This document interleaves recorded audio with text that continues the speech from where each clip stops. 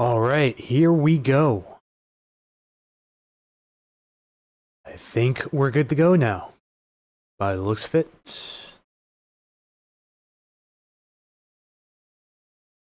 All right, let's wait for some people to jump in, and then we can begin our discussion.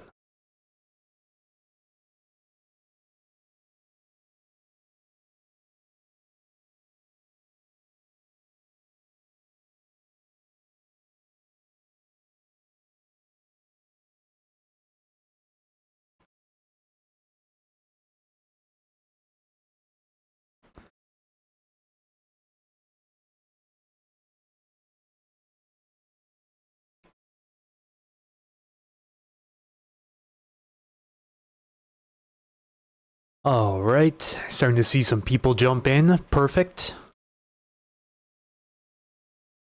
So as usual, starting out taking a look at the satellite with the radar overlaid. Some higher clouds coming into the region right now. This is a weak little weather system coming through. This is what's bringing the east winds in through the gaps right now. Because the area of lowest pressure is offshore, so it's pulling a gradient through the mountains because you have higher pressure to the east, lower pressure to the west. Air is always going to move from highest to lowest pressure. All right, Julie, good afternoon. Welcome back. So at the very least, looks like we'll be seeing some clouds with this system as it comes through.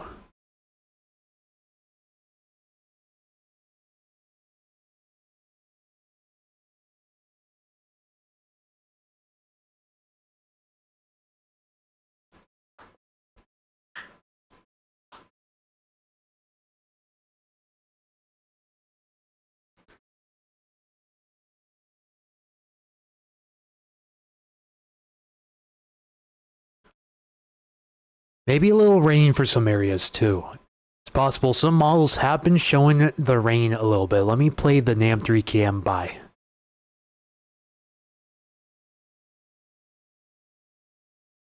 Yeah, so through tomorrow night, it shows about 1/10 of an inch possible from Seattle down to Tacoma, but not much more than that elsewhere. At least in the Puget Sound area. A little more expected here over the Kitsap Peninsula, maybe. And then, of course, most of the rain will make it to the coast as well, but some of it could make it into Olympia, to possibly totaling up right around 1/10 of an inch like Seattle and Tacoma. The higher the elevation you go, the better your chance of rain is tomorrow. But right now, for the lower elevations, not too confident on rain at this time.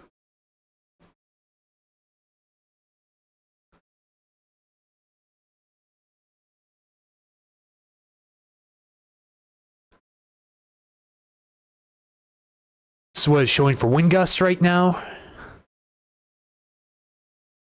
So the model originated at 11 o'clock. Showing the Seattle area maxing out at around 27 miles per hour at 7 o'clock.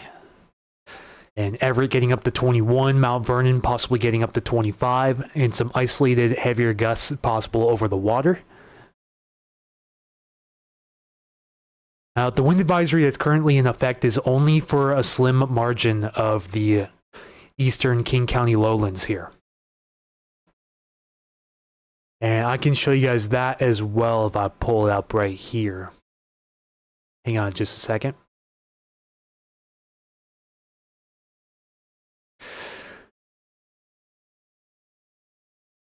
Yeah, so it remains in effect until 10 p.m. Gusts up to 45 miles per hour expected until 10 p.m. Now, normally you see this extend down to Enumclaw and up to Monroe, Sultan, Gold Bar, but no, it's just for this little corridor here. From the Carnation area over to Sammamish. Down to mainly rural areas of the King County foothills, other than Snoqualmie, North Bend, and the Riverbend area. But outside of that, not too many people are included in this wind advisory tonight. So we're not expecting to see any strong gusts from Enumclaw southward or from Duval northward. At least according to what the National Weather Service is seeing with this. Now, if we go over to observed wind gusts since midnight, the highest I can see right now is a max gust of 39 miles per hour that occurred at Tanner Crossing here in North Bend. And if we click this again, go back through the records and see that that gust of 39 miles per hour occurred at 1:01 p.m. So this one updates every 15 minutes. We had a couple of 35s in there, a few 35s actually, and 31. And 32, also two 32s. So most recent number here as of 4 minutes ago was sustained winds 13 miles per hour from the east-northeast with gusts up to 32 miles per hour.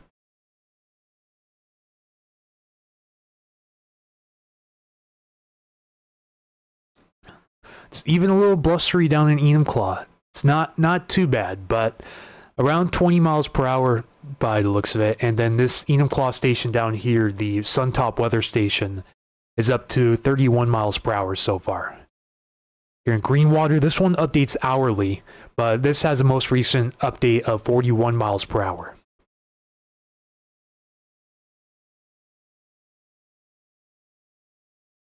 Yeah, I knew I wasn't seeing all the stations here.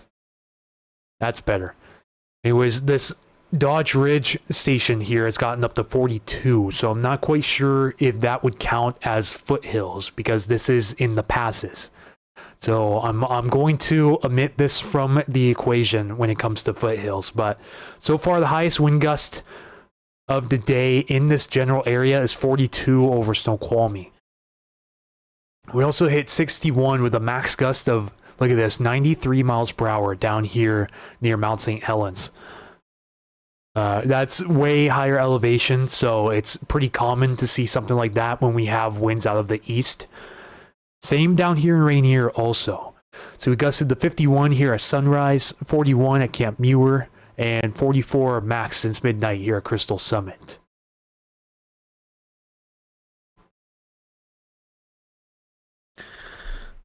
I guess I probably should have had this ready.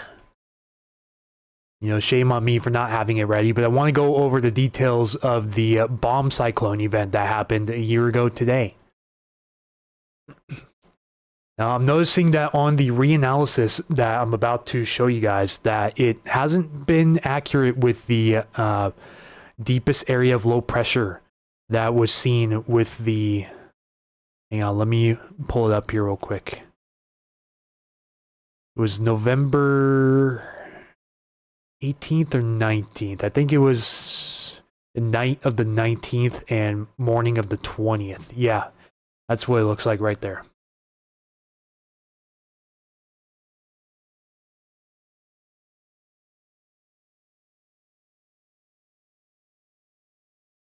Okay, hang on, give me a second. All right, here we go. Husband working at the Salish Lodge, and he said it was getting windy there. Thank you, Tara, for your report.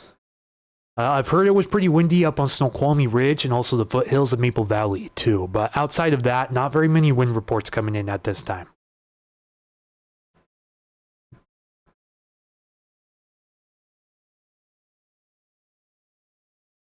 So yeah, really impressive pressure gradient over the Cascades with this event a year ago today. So you higher pressure to the east, lower pressure to the west. It's just an incredible system, and it got down to 942 millibars. So this reanalysis isn't doing it justice. It was still 5 millibars less in pressure than what is shown here. And if this would have moved maybe 50 miles closer, then it would have devastated a lot of areas, even as far west as Seattle possibly, with east winds. You know, my area, Milton, clocked a wind gust of 57 miles per hour that night. And it took out 2 sections of the fence in my mom's backyard when I was still living there. It definitely wasn't a fun cleanup for sure. We didn't lose power, but we had power flashes blowing up everywhere around us. Like, just the transformer fuses popping open. It was quite the show. You know, and the lights flickering. I mean, definitely something I won't forget, for sure. Trying to see if I can get just the cyclone in view, but it doesn't look like it's going to allow me to do that. At least without putting up a fight. Maybe. Still not quite used to the site. This is weather.us. And I'm looking at climate reanalysis and ECMWF ERA 5 from 1950. And I just put the year 2024, date 11/19/24, and the time 7 p.m. The Euro does it in intervals of 3-hour intervals.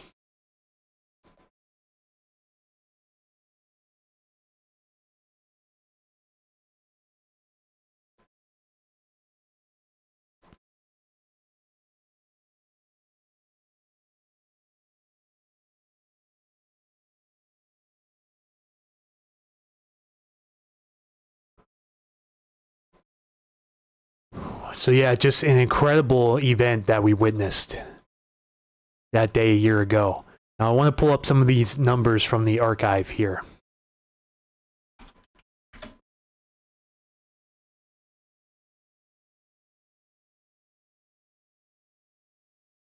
We're going to go to max wind gusts through 1159. And look at some of these numbers even close to the Puget Sound as well. Like here, North Enumclaw hit 66. Got up to 52 up here to the east of Riverbend, 46 in North Bend. At the interchange up here, I don't believe that's a station anymore by the looks of it. But 52 there, 48 here in Renton, 47 Boeing Field, 56, whopping 56 reached all the way down to SeaTac. At 57 here in the North Shore area, 46 down in Kent, down in the valleys. The fact that it was mixing all the way down to the valleys is what is even more impressive too.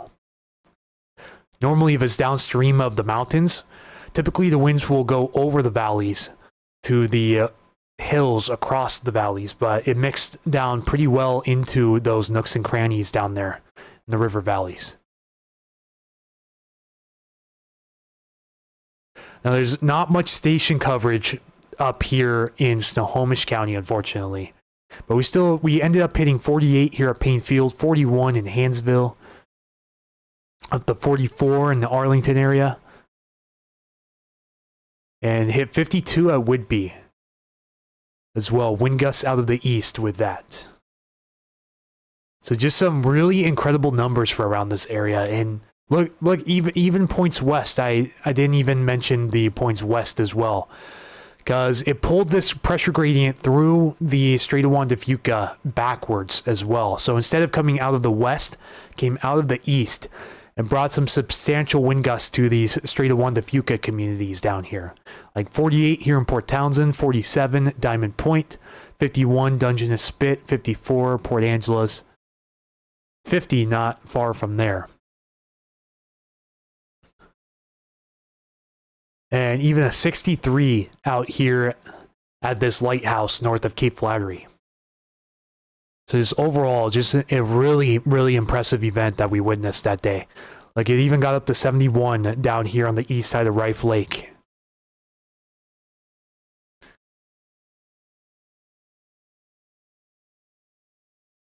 Definitely won't be forgetting that one. So yeah, that station here no longer exists, unfortunately.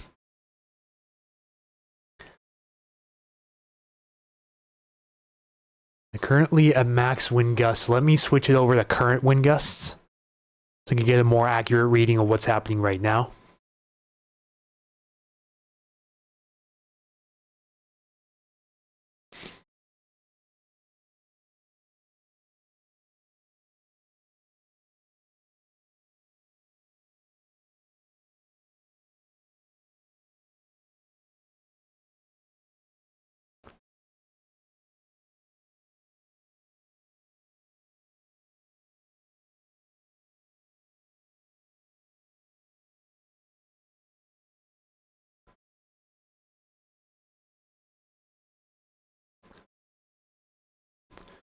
So yeah, 30 up here near Mount Si High School, 32 Tanner Crossing. Even gusting pretty good down here in Kangley as well, which is not included in the wind advisory area, but up to 36 so far here.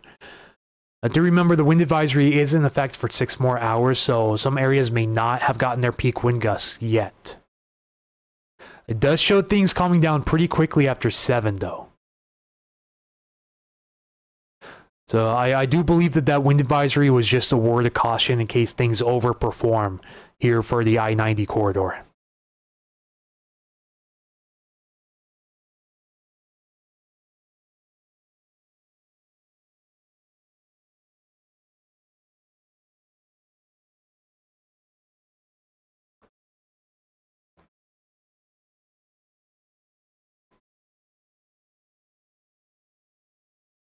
It looks like the European's done with his 18Z render, so it goes out to 6 days. Sonia, welcome to the stream. Thank you for tuning in. The Euro shows something similar. Shows around 45 miles per hour, but mainly over the more rural parts of the foothill. So not really making it down west. But then again, you can also blame the lower resolution of this model as well.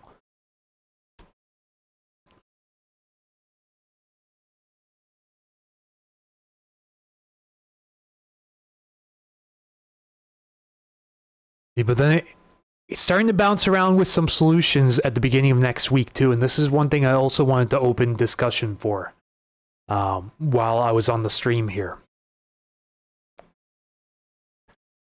So this is for Sunday at 10 a.m. showing max 6-hour wind gusts around the area.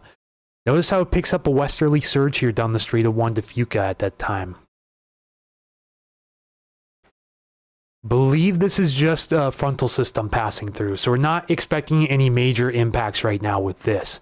Some model solutions were bouncing around the potential of a larger windstorm, at least larger wind event around here, but not necessarily a windstorm.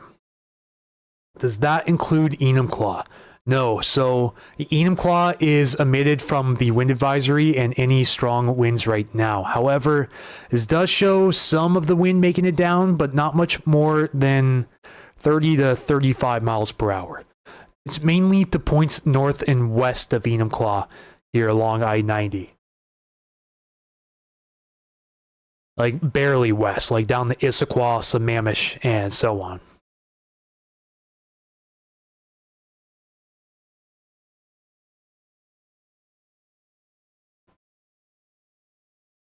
Yeah, outside of that, not showing much more for wind over the next 6-day period. It's showing around 30 miles per hour for Seattle, 30 for Tacoma, 27 to 30 here for Everett. A little bit more for Mount Vernon because you're downstream of this westerly surge. Could give some areas of Whidbey Island 45 mile per hour gusts or higher. This is for Sunday morning, and it's been bouncing around the model runs a little bit between Sunday and Monday. Like for example, this had some breezy winds up here the nighttime on Sunday.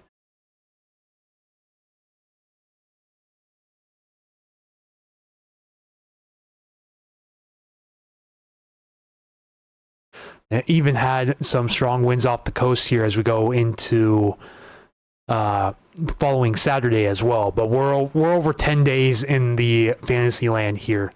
So take that with an extreme grain of salt.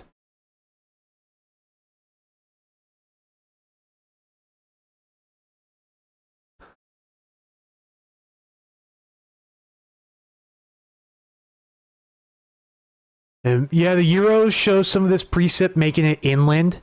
Now, a couple days ago when I made a post about it being mostly dry, that was when the models were showing it being completely dry. But now the models are starting to trend with some moisture making it in early tomorrow morning around the area.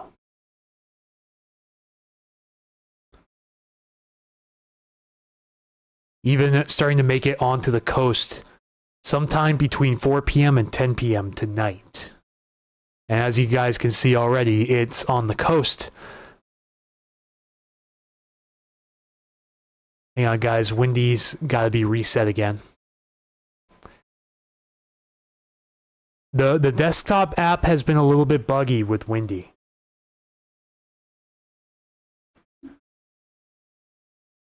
Anemometer. It looks like that's spelled correctly, Sonia.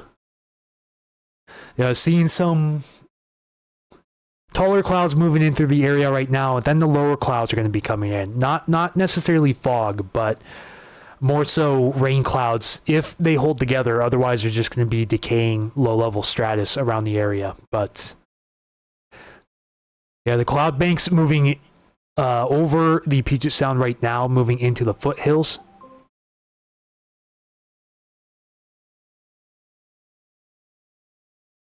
Wind is totally manageable, nothing scary. Thank you, Jackie Swanson, for your report. Yeah, that's probably the reason why Enumclaw was omitted from this wind advisory this time around. Like, as a matter of fact, I think the wind advisory was overdoing it, personally, but, you know, I'm not the National Weather Service. I don't have any affiliation with them, so I'm not the one that can make that call. You know, they're probably seeing something that I'm not, and maybe the other forecasters aren't. But just thought I'd give my thoughts on that, just in case, you know, anyone was interested in what I had to say about it. But yeah, if there's any rain coming in, it's coming up through Capitol Peak right now, so might get a little bit of light rain sometime soon, Olympia and the I-5 corridor.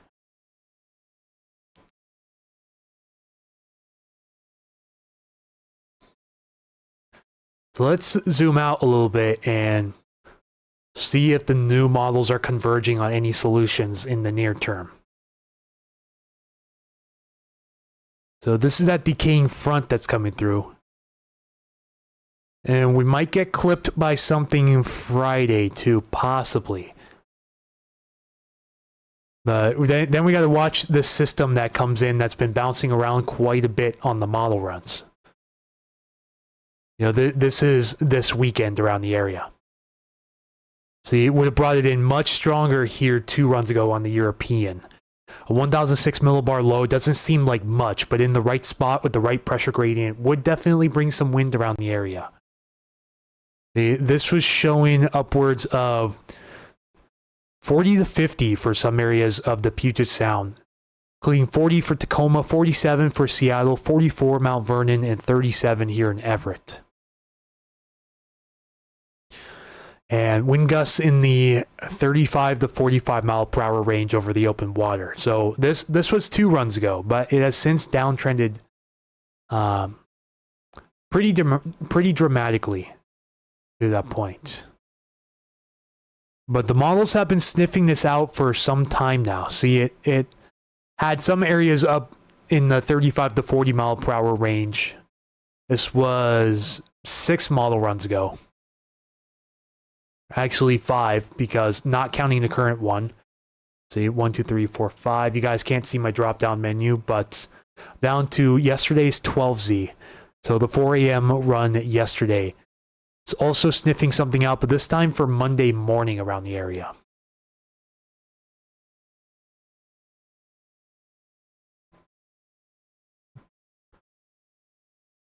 So he was sniffing out a larger event here, but this was 7 model runs ago. This would also be Monday morning. And then a really huge system off the coast. It'll luckily miss us at this intensity, but this was, you know, this is going several days back now. But the models have been picking up on it for quite some time now. See, even gusting in the 40 to 45 mile per hour range here around the Seattle metro area. Now we're all the way back into Sunday, and look at some of these numbers. You know, 51 here, 47, 46. This was Sunday's 12Z run, so 4 a.m. Sunday. You know, we're 3 days in the past now, and it was still showing something a little bit ridiculous, but then it didn't show anything the day before that.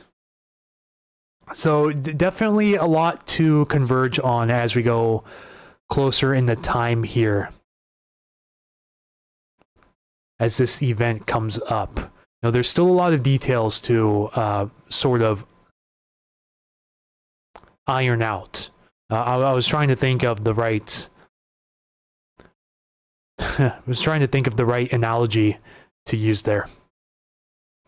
Or would it be an idiom? Not 100% sure on that. Kind of got the scatterbrain at the moment because I'm trying to focus on the weather, but I'm also trying to focus on some new issues that have been developing with my vehicle, my primary daily vehicle, which may need, which may eventually need to be accounted for very soon. I'm hoping to hold it off till after Thanksgiving time. But, I started having a front wheel bearing that started making noise. And I've had an intermittent misfire in one of my cylinders. So my vehicle will go back and forth running between 5 and 6 cylinders.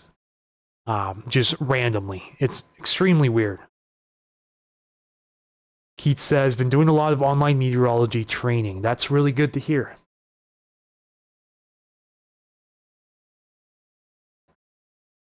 Yeah, the more you can train yourself on events like this, then the less fear that can be spread.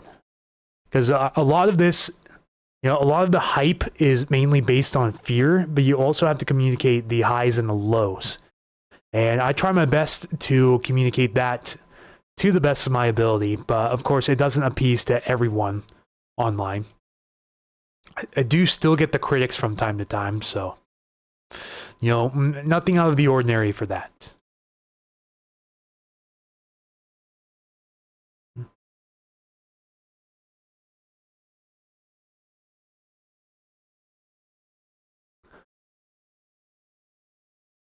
Yeah, not good. Unfortunately, my vehicle started suffering issues like very shortly after I quit my full-time job to do this. Is of course when it decided to start misfiring on one cylinder, but extremely intermittent. But it's been becoming more frequent recently, so I'm gonna have to diagnose that. Because I do all of my own diagnosis and repair work on my own vehicle. I can't tell you how many thousands of dollars I've spent on parts over the years, and how many hours of gruesome labor, how many trips to the junkyard I've had to take. My primary vehicle is a 1992 Nissan Pathfinder. It's one of those old, like, convex square body shaped vehicles that people confuse for a 4Runner or a Bronco, all the time. They've got their fair share of issues, but I've corrected most of them, but unfortunately it seems like some of them are coming back to bite me now.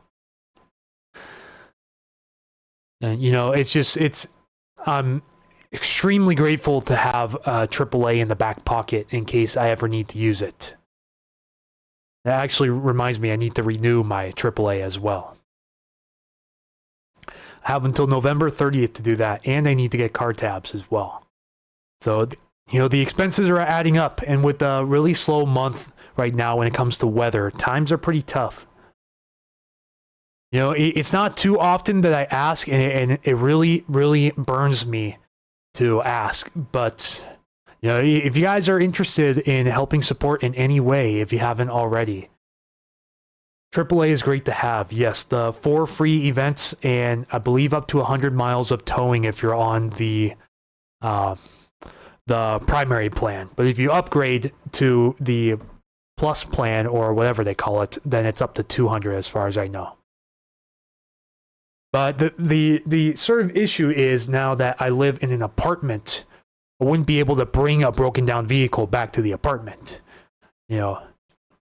It would have to go back to my old house, my parents' house, and then I'd have to do all of the repair work there, as long as something major doesn't happen that totals it or, completely renders it driveless and is too expensive to repair. You know what I mean? Then it gets into desperation territory where, I've got to get rid of a broken down vehicle and try to scramble, as much money as possible to find a replacement vehicle. On a budget, of course. Been with them for over 30 years. Yeah, AAA has saved myself and family members several times. I just wish I would have signed up with AAA as soon as I started driving. There were a couple of breakdowns I had shortly after graduating high school that left me, that really burnt a hole in my pocket because I didn't have AAA back then. And no one that I knew had AAA. So I had to pay for both of the tow trucks out of pocket. And it was the same issue both times. I thought maybe it was problems with the ignition system, because I was a total noob to vehicles at this time. I didn't do any of my own vehicle work. I just drove the vehicles into the ground.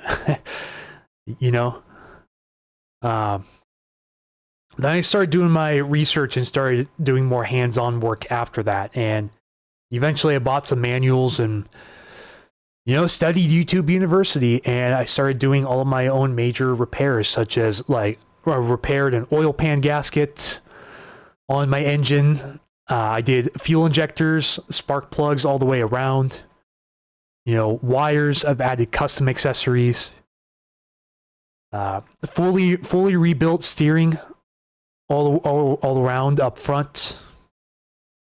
I've done U-joints on the drive shafts. One thing I really haven't done is transmission work, and I kind of regret buying it when I did, but back in March of 2022, I bought a used transmission out of a supercharged, it was a Frontier, Nissan Frontier, supercharged Frontier. It's the relatively same transmission, same bolt-up pattern, just a different flex plate. I got the flex plate too, and I tore it apart in my garage. I waited about 6 months to tear it apart, and it's been there ever since. So it's been a little over 3 years now. I've just had this torn apart transmission in my my former garage, which is my parents' garage now. And I know we're completely off on a tangent here, but I feel like now would be a justifiable time to give you guys some anecdotes about my more recent past, at least when it comes to vehicle struggles. Of course, my now ex-husband was a mechanic. Yeah, so most recently I used AAA earlier this year, actually on my dad's vehicle, because his alternator died and left his car stranded at work. So I ended up traveling to him, calling AAA to tow the car out to my stepbrother's garage, who's a mechanic. And then I drove I drove my dad home after that. Let's go through some of your comments as well. Keith says, quiet up here in Bellingham. Should stay that way if all goes as planned. Jessica says, I want snow. That brings up something as well that I have to go over. So we're going to go back to weather here. I think I've talked about pretty much all I've wanted to talk about on vehicle work. But we have to go back in time here a little bit to see potential snow. So because this was our system that could have delivered snow to our area if the setup was right, but it looks like the Arctic air is going to be shifting more to the east this time. Oh, see, even some of the higher elevations here are in rain now. And that's just because of the shift in the jet stream pattern. So the upper level air patterns have moved the jet stream a little bit farther to the east. And the placement of the Gulf of Alaska ridge is also currently not supportive of snow around the area. And we need to zoom way out to see this.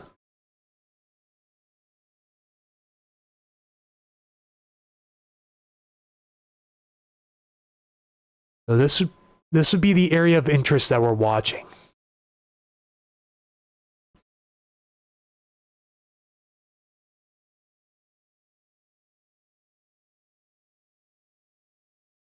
And it even wants to bring that ridge back going into the first week of December as well. But it wants to bring a pretty strong trough to this area sometime on Saturday the 29th. We're over 10 days in the future here. If we look at temperature anomalies at 5,000 feet, You notice most of our area stays toasty most of the time now. And most of the colder air gets thrown all the way over onto the eastern seaboard. It gets a little bit cooler as we go into Thanksgiving week, but not enough for widespread snow potential.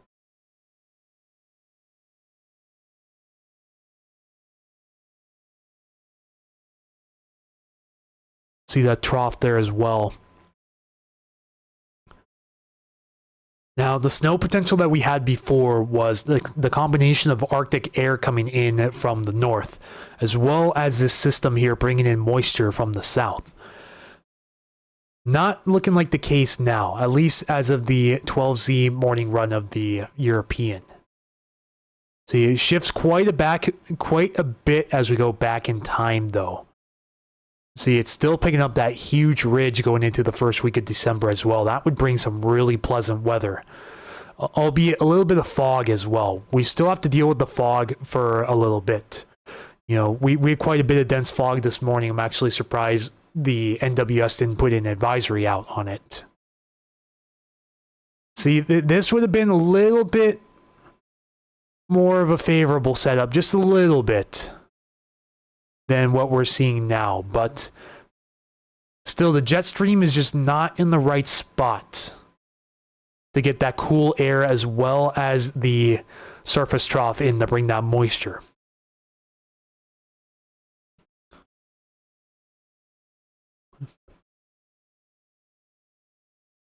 It brings some cold air in there, but then the warm air quickly comes back in.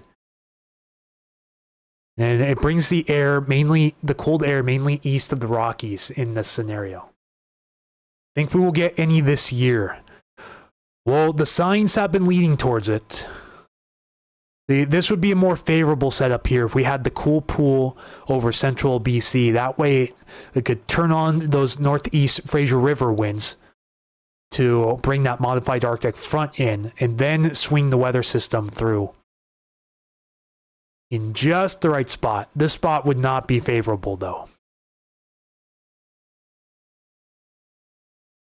And you see that little area of orange there. So these are warmer than average temps at 5,000 feet. So the cold air is in a better spot, but not the warm air. Warm air is too far intruded into our area. See, this is what I'm talking about when I talk about a cold air intrusion. This was,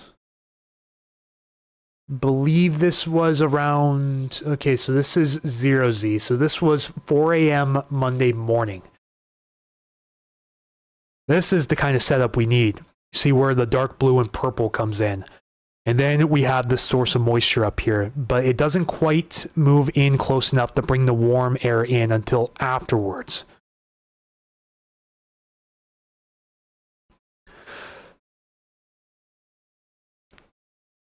Starting to run out of model runs to show you guys. This is why the snow forecast is really tricky around here, because you need the moisture, but you also need the cold air, and you can't have one overpower the other.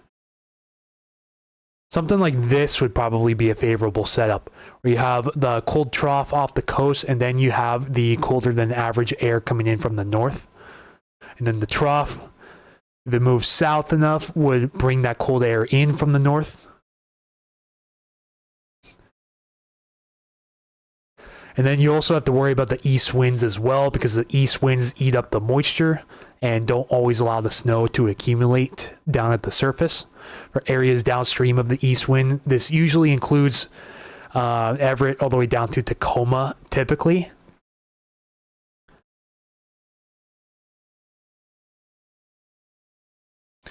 See, this is easy in the plains because you don't have the Pacific Ocean or a mountain range to impede anything when it comes to snow.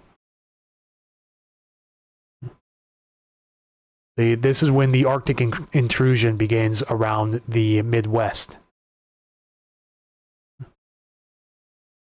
You notice we have the lower than normal heights coming in.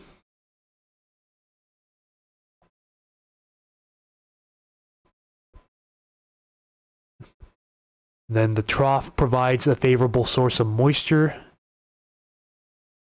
Getting some snow up here in Canada, but not seeing much out here right now. It's mainly along this cold front that stems down south from that trough. But you see it's in the form of rain and severe storms down here.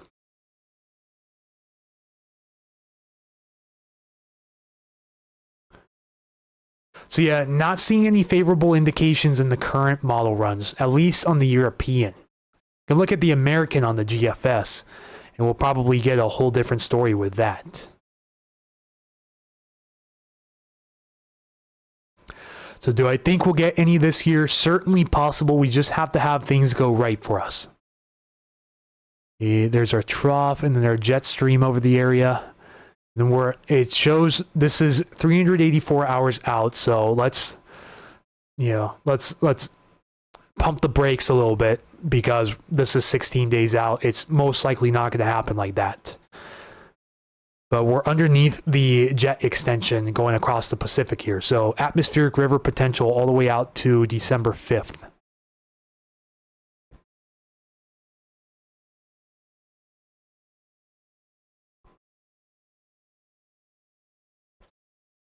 Want to see the temperature anomalies with that trough there. So these are height anomalies.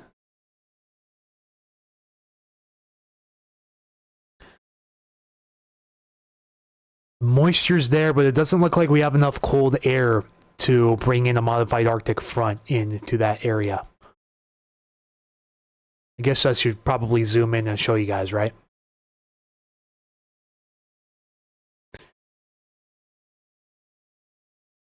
Yeah, so bring some colder air than normal in there. Then the trough swings through. This is the upper level trough. I think it has a little bit too much warm air because you see right behind it, we get a huge surge of warm air, and this could be in the form of an atmospheric river. In order to tell, we can go to precipitable water anomaly. And yeah, full-scale atmospheric river all the way out on Monday the 1st. And atmospheric rivers, especially the ones that tap into subtropical moisture down in Hawaii, bring much higher than that. Well, not much, but greater than average temperatures around the area. Sometimes we can get up into the 60s with these all the way out into November and December.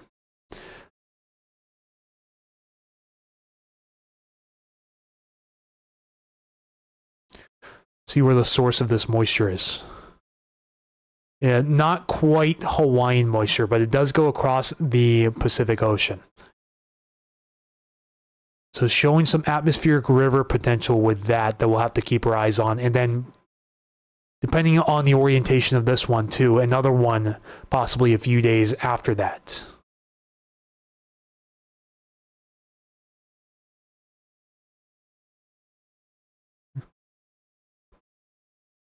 So just a lot of variables coming up that we have to keep track of.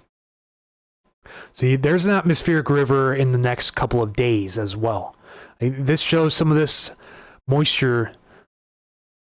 You might be able to consider this a Pineapple Express. Moving up into our area sometime Sunday morning. So still disagreeing on the time that this moisture is going to reach us. You know, some models are showing Sunday morning, some are showing Monday afternoon. A lot of them are showing in between. Just depends on the run and the model of choice. Once we start getting some agreement in the short term, then we can come up with a plausible forecast for that. But right now, it's more so just fantasy at best.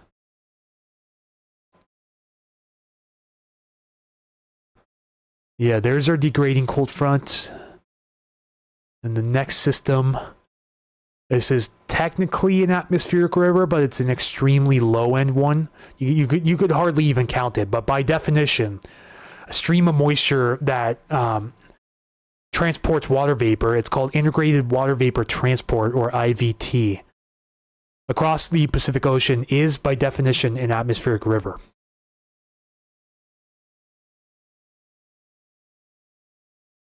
Ooh, there's something to watch too. It is the GFS, however, so it most likely will completely change or not happen at all. But this is Black Friday, the night of Black Friday. what would you think about a little windstorm along the coast during Black Friday? That would be pretty interesting, huh? Am I right? 'Tis the season for atmospheric rivers. Praise that. Yeah, the strongest gradient would be off the coast, though. So this shouldn't bring any strong winds inland to the Puget Sound. It is suggesting, although this is lower resolution, so keep that in mind, that this doesn't always exaggerate the terrain features as well as other models, but showing some of this snow leaking down into the southwest interior. Maybe, but I don't trust it because it's the GFS. It normally has a pretty lackluster reputation at showing these events. So, and then it just absolutely bombards us with the storm train going into December. Really strong front there. A little bit of a weaker front there, but still pretty strong. Then another strong front on the 2nd. It's a big plume of moisture here on Sunday, the 30th of November. I mean, the GFS really turns things on starting Black Friday. Keith says, Randy from Whatcom County Weather is having a contest when the first inch of snow falls at his house. I have heard about that. I also heard about his calendar giveaway, too. I'm going to assume that was a success. I'm not sure of it because I wasn't really keeping tabs on that. I know that he was holding I believe it was a calendar giveaway up in the Linden area in Whatcom County. So, Whatcom County Weather is a really great source of weather information up here in the Northwest Interior, as well as Whidbey Island weather. So, if you guys want to do me a favor, go follow the Whidbey Island weather page on Facebook, run by Jonathan Poley. Really, really great source of information up here over the inland waters. So, Whidbey Island weather and Whatcom County weather. Couldn't recommend those two enough. There's also a few smaller pages I'd like to shout out too. If you guys have seen, I've shared... Sorry, I just got an update from my apartment complex. My apartment got inspected this morning as part of a new semi-annual inspection program. So luckily, I didn't hear about any derogatory remarks from that. So I think all is good to go here. But yeah, nonetheless... huge shout out to Ingalls weather as well and Little Bear Creek weather. Now I'm going to show you guys these pages on screen if you want to go and follow along with those guys. So this is Mark Ingalls of Ingalls Weather. He makes a lot of posts to the Western Washington Weather group as well. And he just hit 9,000 followers. So huge congratulations to Mark with the Ingalls Weather team. Really informative posts there.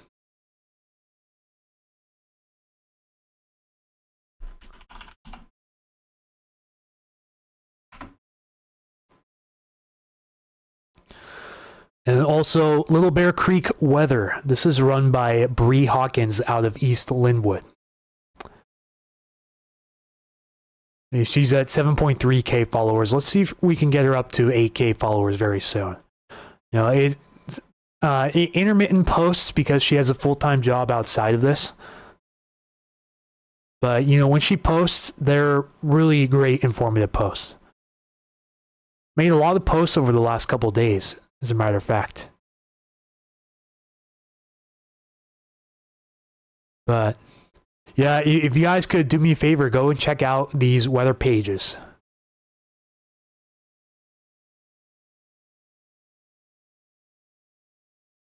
Just in case you guys want a second opinion on anything. And this is the Whidbey Island weather page run by Jonathan Poley. Brand new page just started up. It's a division of the Whidbey Island weather group, which has a huge following.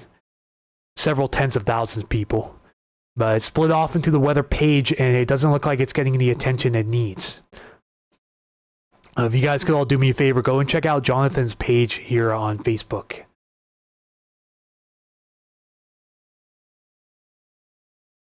But yeah, the other two huge pages around the area, of course, are Whatcom County Weather and Washington Weather Chasers. Randy also showed where the Fraser River outflow comes from. Was he talking about how far into British Columbia the Fraser River extends to? Because, you know, you cast a nice pressure gradient over this river valley and it's going to find the area of least resistance. Since it's oriented more from northeast to southwest, then that's where your wind's going to come from, because you have the higher pressure up here to the northeast and the lower pressure to the southwest. And this is usually our little activation mechanism for winter weather events around here.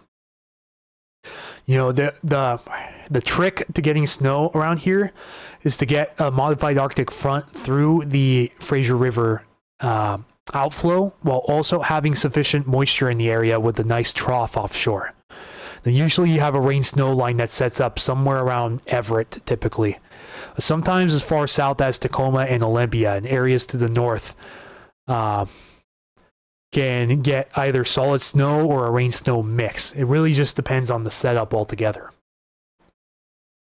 You know, of course, if we want to go back in time, we can look at December 26th, I believe, 2021. This was a famous example. You know, we all remember the big snow we got at the end of 2021.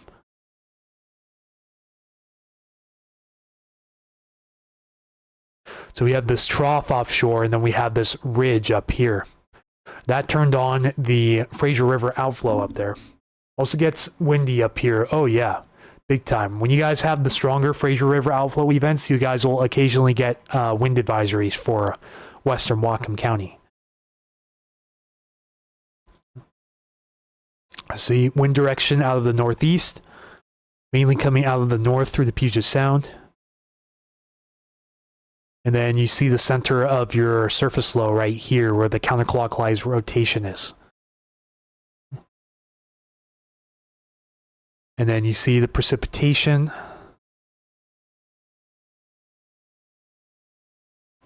Remember when this snow band set up, I was at my dad's house that night, the day after Christmas, and I just remember the snow just really coming down outside. It was a really, really enlightening thing to see. I'm sorry about the ad.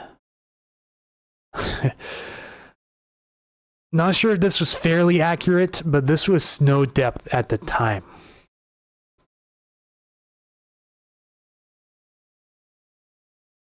It's probably got some issues with terrain here, but this isn't really a reliable model from what I can see.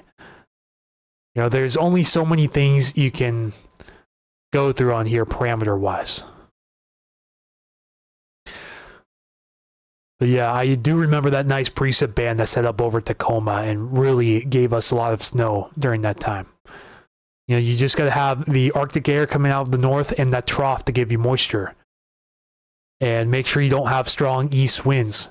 So if you have a relatively weak trough, just enough to bring you some moisture, but also not strong enough to bring the winds through the mountain gaps, then you're golden.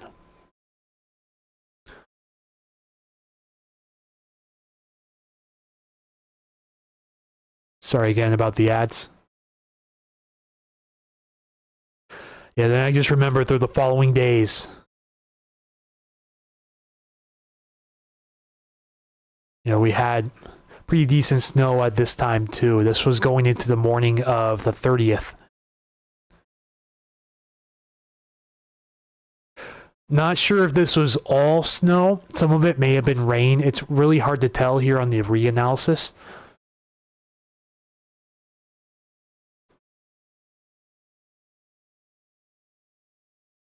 It's a little difficult to tell here because you have the winds coming out of the south, which are typically warmer. So I think by this time it probably heated back up into the form of rain. I just wish this had a precipitation type, but it doesn't. I especially remember the snow on the 26th and 27th pretty vividly. Just, you know, for what it's worth, of course. So may have some rain making its way to the I-5 corridor here very shortly. I'll have to keep tabs on that tonight to see what happens. But most of the energy with this incoming system is moving off well to the north and to the south of the area. So there's a nice little split going on here. You know, two different little surface lows, like one clear as day showing up here, and one bringing some steady rain to California, southern Oregon. This one's much more broad and weaker, at least from what it looks like. You can turn on the ISO bars to see the forecast on the European model. Yeah, there's the strongest surface low up north, and then this is just the remnants of a low down here. So, of course, being steered by this ridge offshore as well. Then another developing system off the Aleutians. There's a couple things we'll have to watch out for here in the near future and the extended. To see, can we start throwing these systems our way? And if the flow becomes more zonal, which means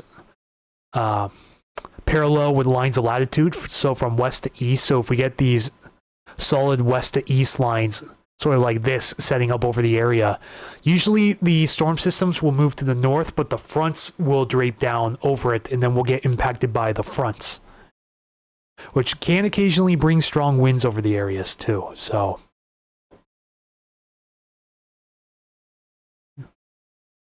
we switch it to heights, because zonal flow is based on heights, not sea level pressure.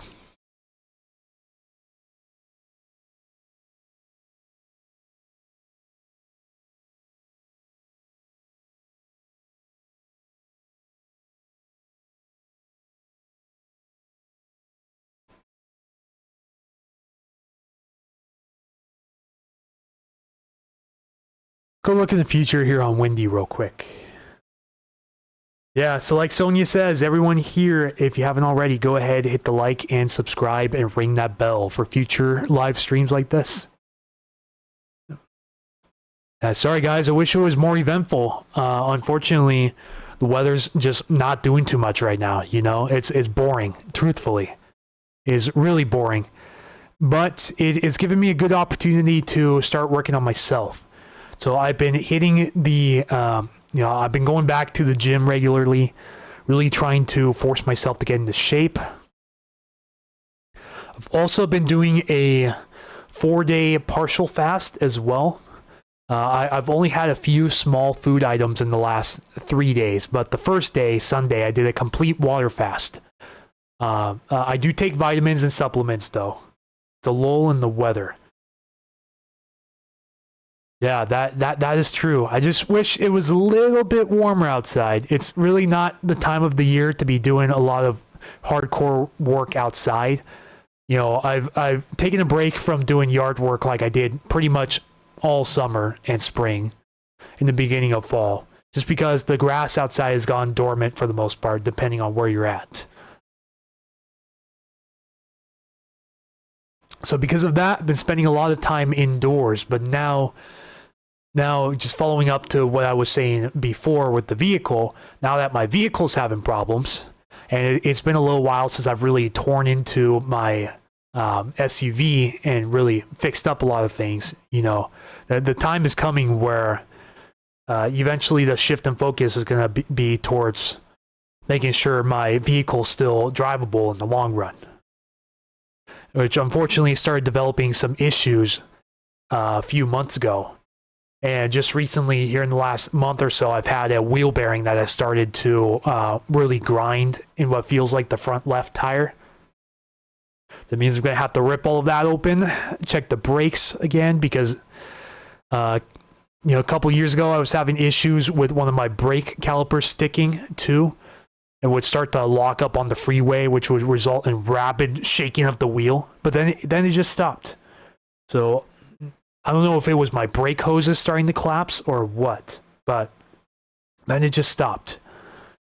So now really what I'm dealing with is mainly dealing with a random cylinder misfire. So sometimes my vehicle runs on 5 cylinders. Most likely a fuel injector issue, just because, you know, I got aftermarket injectors. Little heads up, if you have Nissan, don't go for aftermarket injectors. Always stay OEM. Just one little mistake I made with that, and it's coming back to bite me like 5 years later, you know. But I do all of my own work on my own vehicle, and I couldn't tell you how many thousands of dollars I've spent on parts and tools over the last 7 years or so that I've been working on my vehicle. But that has since paused since like 2023. I think the last major upgrade I did was a new steering box. You know, since then I really haven't ripped into anything.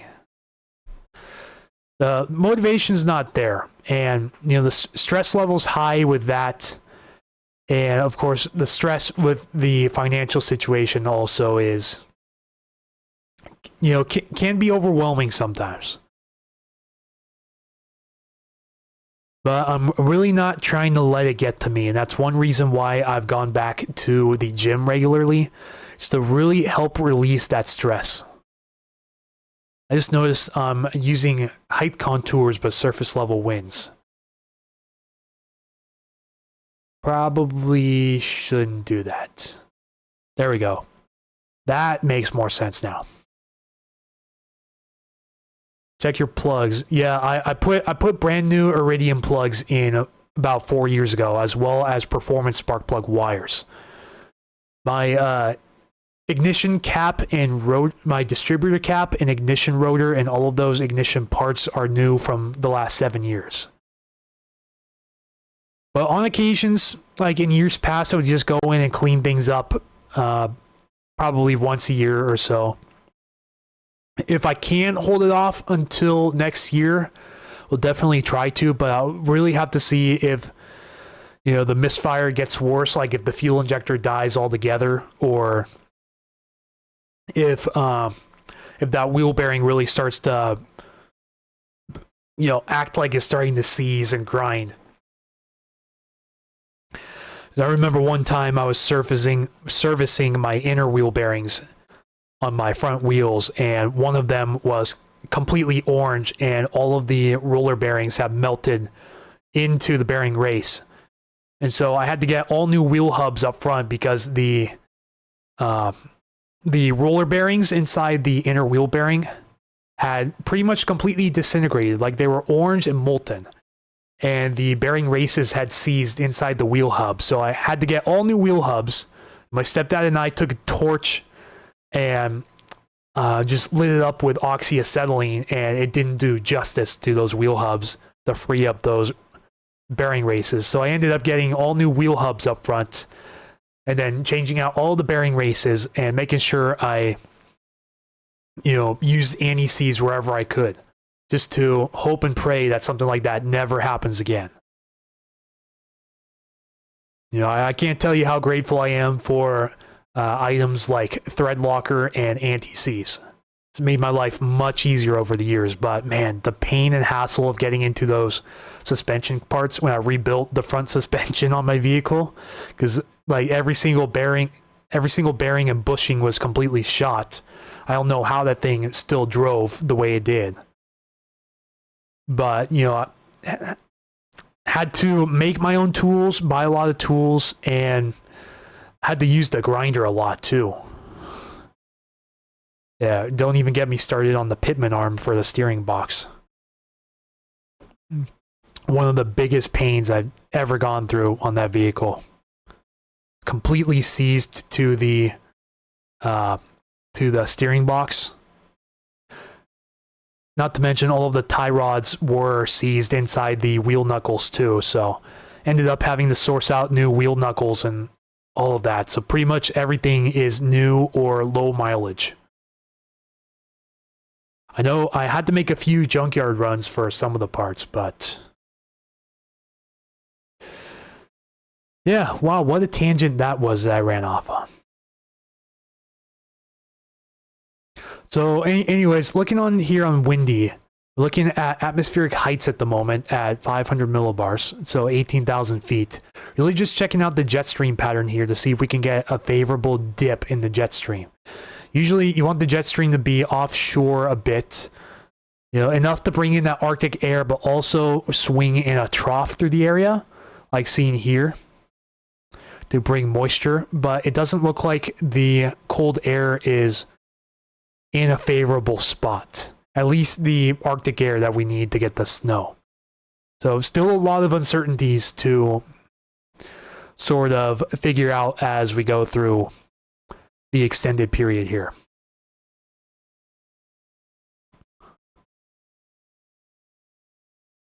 Also seeing a lot of people bringing up the Madden-Julian oscillation too.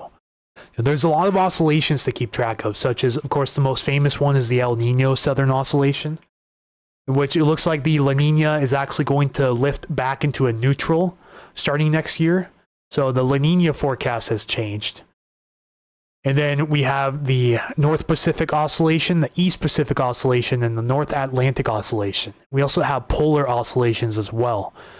And, you know, to be completely honest with you guys, I'm no expert when it comes to climatological patterns like that. Like, I wasn't even aware the Madden-Julian oscillation was a thing until Michael Snyder mentioned it in one of his streams. If you guys follow Pacific Northwest Weather Watch on YouTube, that's one of his niches, is oscillations. And so he's done a lot of study on El Nino, of course, and its effect on our weather. But he's also been studying the Madden-Julian oscillation, which is really just a method of measuring convective potential, as far as I know. Feel free, anyone, to jump in and correct me if you heard that wrong.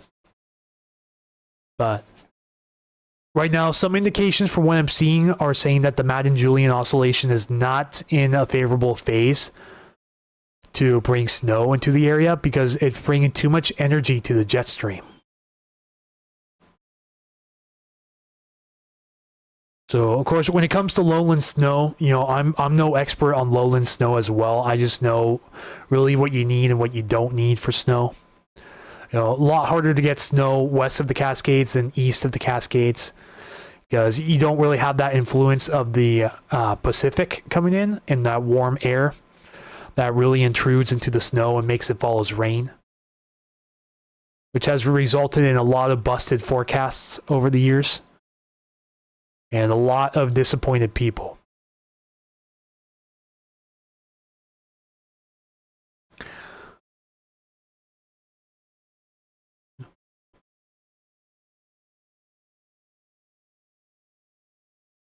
But yeah, much easier to get snow east of the Rockies over the plains because you don't have all of those restricting factors.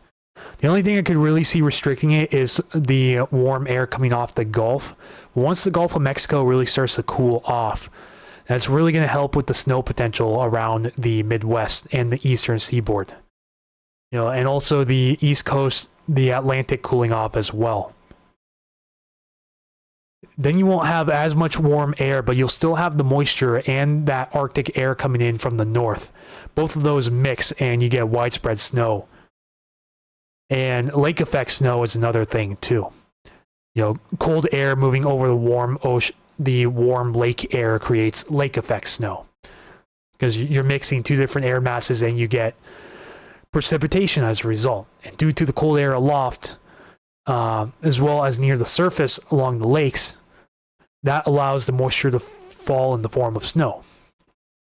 It doesn't melt in the rain or a mix or whatever word you want to use to replace grapple or sleet. Even believe the official term for it is snow pellets, as far as I know. At least that's what Michael Snyder has said, because he works in aviation and he says the official MEDAR term, like for aviation, is snow pellets.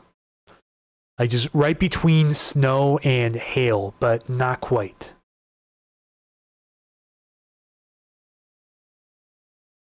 It's been a while since we checked on winds. We should do that, right?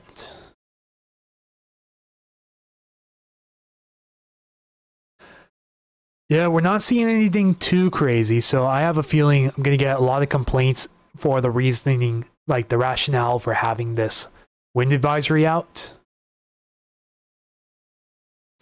You know, this includes communities like Sammamish, Carnation, Falls City, Snoqualmie, North Bend, River Bend, and parts of the hills, you know, Squawk Mountain. Cougar Mountain, parts of Tiger Mountain, just east of Hobart, along Highway 18, through the summit, and some parts of Duval as well. They are snow pellets. Thank you for the confirmation, Keith. So, yeah, very localized wind advisory. Definitely a little bit out of the ordinary here. This definitely threw a lot of heads on a swivel. I know Michael was questioning this for sure in one of his briefings. I honestly don't think this was warranted. I didn't see a model that brought 45 mile per hour gusts or anything around 40 miles per hour that far west. The models I've seen have kept it in its normal spot, like just east of Chester Morse Lake here, and along the completely open parts of I-90 that have almost no population. So definitely a little skeptical as to why the wind advisory was put out. And it was also put out pretty well ahead of time too, so not a real short fuse. Well, this wind advisory documentation was put out yesterday, but it went into effect this morning at 10 and remains into effect tonight until 10. Better be safe than sorry for the wind advisory. Yeah. Absolutely. Really, anything could happen. It's gusting up to 43 here in the at the Snoqualmie Summit, but not much of it seems to be making it down towards the valleys right now. Down through the Snoqualmie River Valley, we're getting wind gusts in the 30 to 40 mile per hour range here and there, but it's nothing to really be concerned about right now.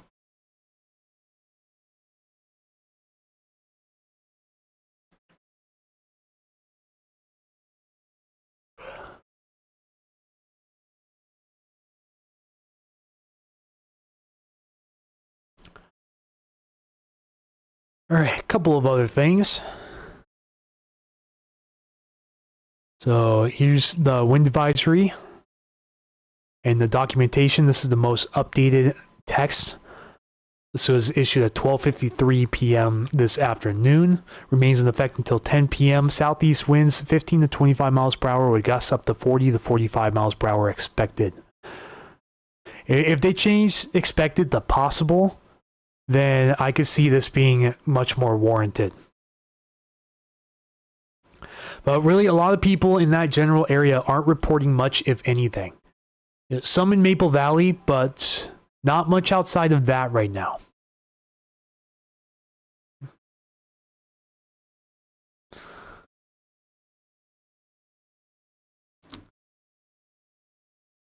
And so, yeah, I guess a couple of other announcements here while we have a little break in the period. The Puget Sound Stormwatch store, as seen here, currently the spread shop currently just started a new deal here. Save 25% on $70+ orders. Go ahead and leave some links down in the comments for you guys. I'm planning on hopefully releasing some new designs before Black Friday, because I have a feeling that they're going to have some really good deals here for Black Friday.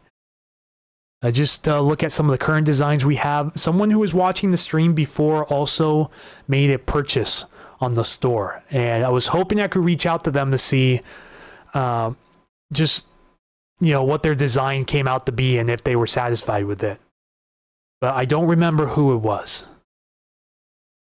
I currently got 5 designs here on the store if you guys are interested in checking that out. 25% on 70+ orders. Patreon as well. Very recently, if I refresh this page right now. So we're currently up to 4 patrons, 4 people who have pledged to help support Puget Sound Stormwatch. And I just posted this update 2 hours ago before the stream, the live stream announcement. So I'm going to begin to cross-post these live stream announcements to Patreon for you guys as well. I also got to make it so that I post it to the YouTube community tab too. Because I let my subscribers know ahead of time by a few hours usually when I go and stream, unless it's breaking coverage or I just feel like jumping on the stream, in which case everyone will know at the same time when I stream. But if you guys want to go check out the blog posts as well as anything exclusive to the what I call the intro forecaster tier that patrons pledge $1.99 a month to subscribe to. It's also a 7-day free trial for that tier too. If you want to try it out as a free member, look at the post for 7 days and then decide whether or not you want to continue pledging that money. More than welcome to do so there as well.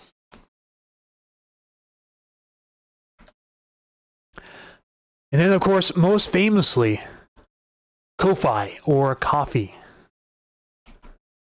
Like to give a huge thanks to everyone who has donated through Ko-Fi or Coffee.com, whichever your preference is. Here's the current leaderboard. Diana Stevens, if you're watching right now, you're number 1 with the gold. Lady Blue, number 2 with the silver. Seattleite 2021 at the bronze. Seattleite 2021 made a generous donation of 10 coffees or $50 on my birthday on November 1st. And then Jen is here, in the hole at number 4. So thank you all for the very nice messages, especially all the birthday messages on the 1st. The list just goes on and on and on. It was really, really generous of you guys, and I couldn't thank you guys enough. 128 coffees received, 42 different supporters. And I even saw that there's a few monthly supporters as well. This is another way of donating monthly if you'd like. Just to keep Puget Sound Storm Watch up full time. But unfortunately, I got to share this with you guys too. Of course, times financially aren't going so well. And I don't want to talk about this too much because I just saw most of the audience left. Completely understandable. But, I may be going back to work full time after the new year just to be able to keep a roof over my head. Because right now, especially with the slow weather, it's just, the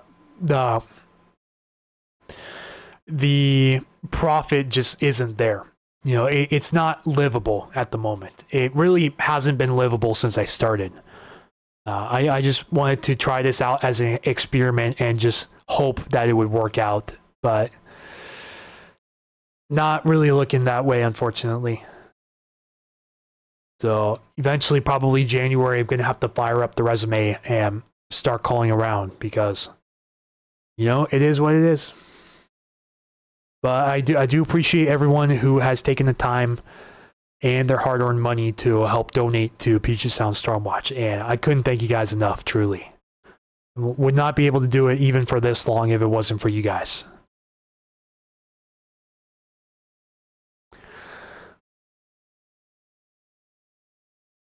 I want to see if we're getting any rain reports right now, and let me see if I can just open radar scope. Okay, good. I have the layers so that as long as I close and minimize the window here on radar scope, it shouldn't interfere with the web page in the background. At least without me having to go in and manually switching everything.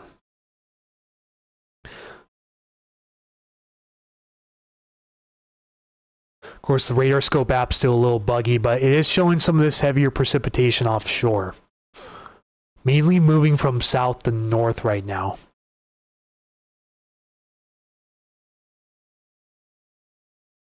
Definitely weakening as it moves closer, so it's possible that not a lot of precipitation makes it to the ground, and I think radar scope might have just crashed.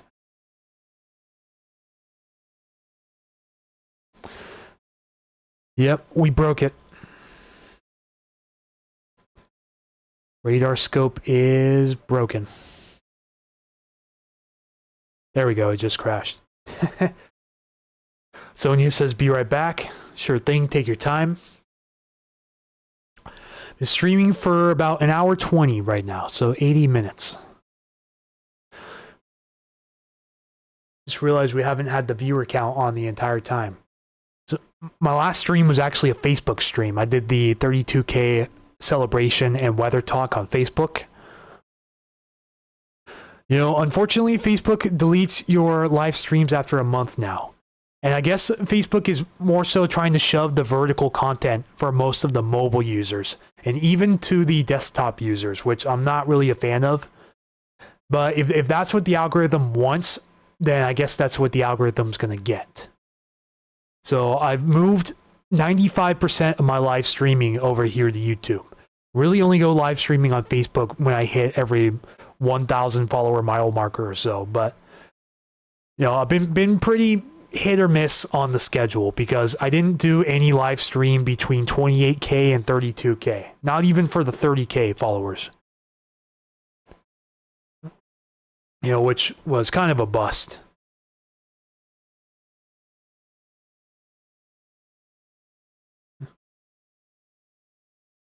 All right, so clouds have moving into the foothills right now. The sun has set and may have some light rain falling over Centralia right now, possibly. It doesn't show it as well on radar scope as it does windy, depending on which radar site you use. For example, it shows it better here on the ATX radar, the Camino Island one.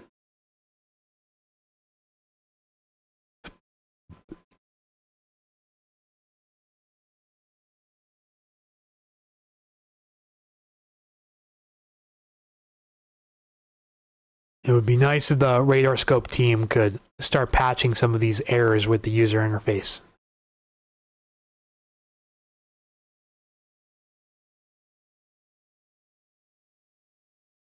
Because right now I okay, there we go. I was like, right now I can't even toggle the screen.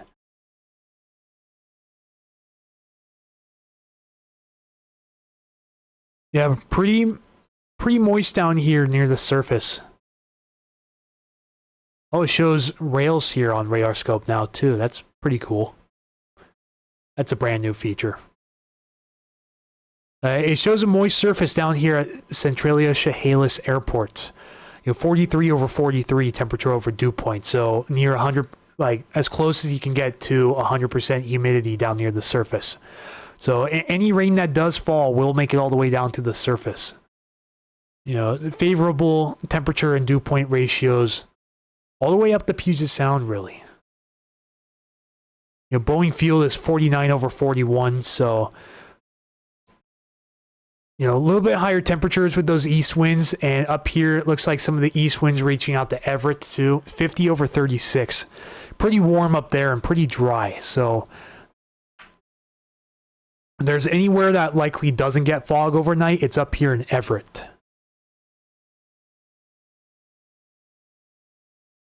But with this system turning the winds onshore temporarily, this should mitigate the fog risk. At least for tonight. I can't make any guarantees for tomorrow. Can at least possibly make an estimation based on what the models show for fog. We go down to visibility here. Then zoom in a bit. So these are spots of lower visibility, but we're 60 hours ahead, so wait for the frame surrender here real quick.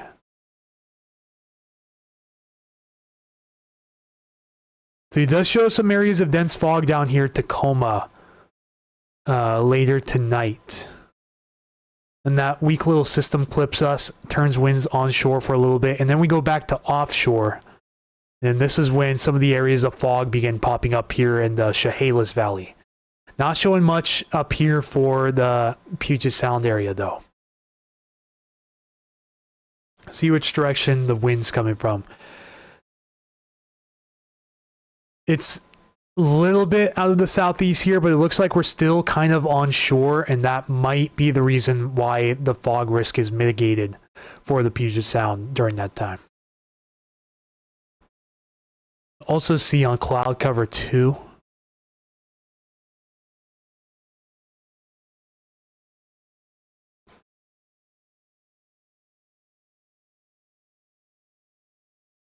Yeah, I think with that system clipping us Friday going into Saturday, that could be mitigating the fog risk a bit. So we probably peaked on our fog for the week already.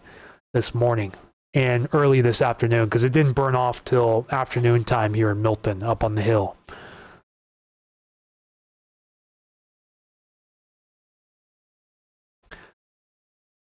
Just some high clouds passing through, not much precipitation. The precipitation comes through late tonight and early in the morning, but it shouldn't leave much for precipitation. So you're only around 1/10 of an inch from Olympia all the way up through Seattle, and even less north of Everett. Like, very little, if any, between Bellingham and Everett.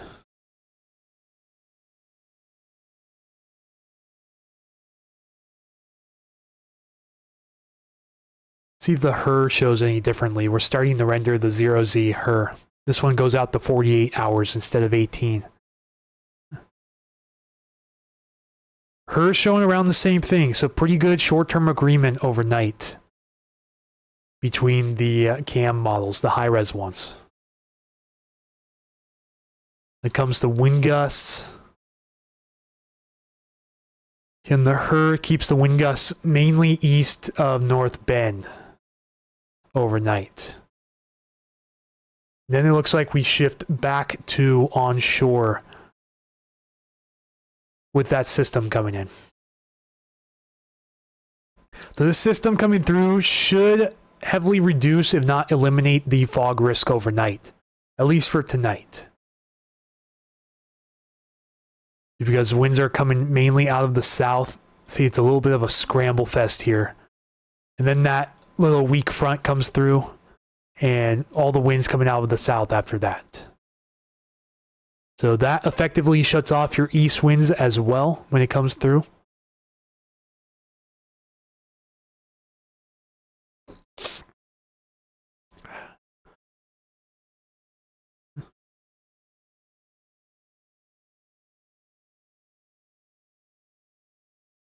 Yeah, it has reduced visibilities tomorrow night at 9 p.m. This could be in the form of fog.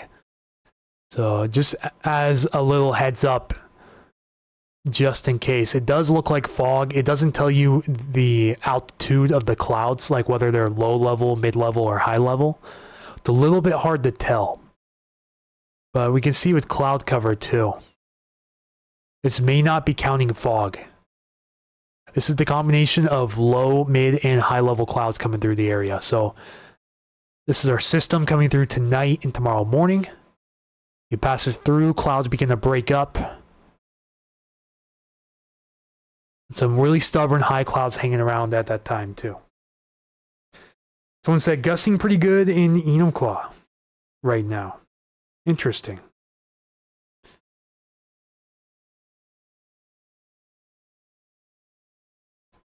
Definitely, it's kicking up a little bit down here in Enumclaw, but nothing too out of the ordinary right now. I see that Enumclaw also got a new station on here. Looks like someone got their station linked up with the NWS. Pretty cool. It's another site to see observations, and it's almost due west of the Suntop weather station down here. The Suntop station has a max gust of 39 since midnight. Kangley's up to 36, currently at 28. 37 at Tanner Crossing, max of 39. 36 here in North Bend, max of 39. Mount Si High School area, 32, tying or breaking the record winds, and then 33 over the northwest Snoqualmie area.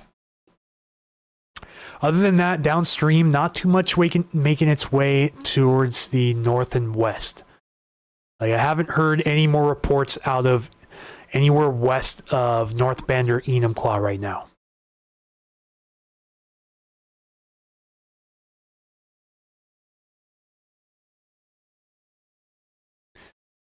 And then this station just updated here. This is unfortunately an hourly updater. So it's up to a new max gust of 42 miles per hour southeast of Greenwater right now. Okay, is there anyone viewing right now that wasn't here when I was going over the bomb cyclone history? If so, I'll just do a quick little reiteration of that.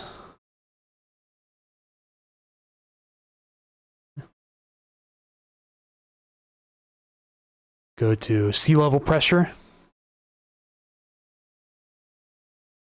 Now this updates on 3-hour intervals.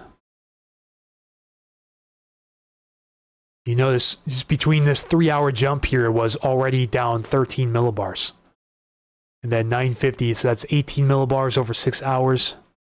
947. This went down to 942, but the reanalysis site only shows it as 947. It has it holding at 947 at 7 p.m. that night, but it was all the way down to 942 at this point. So within about 15 to 18 hours, it dropped about 26 millibars. And in order to qualify as a bomb cyclone up here, it needs to drop 24 millibars in 24 hours, or a millibar per hour average. Well, it blew that out of the water in almost half the time. You know, that's how crazy the system was a year ago today. It was pretty close, but imagine if it was 100 miles closer.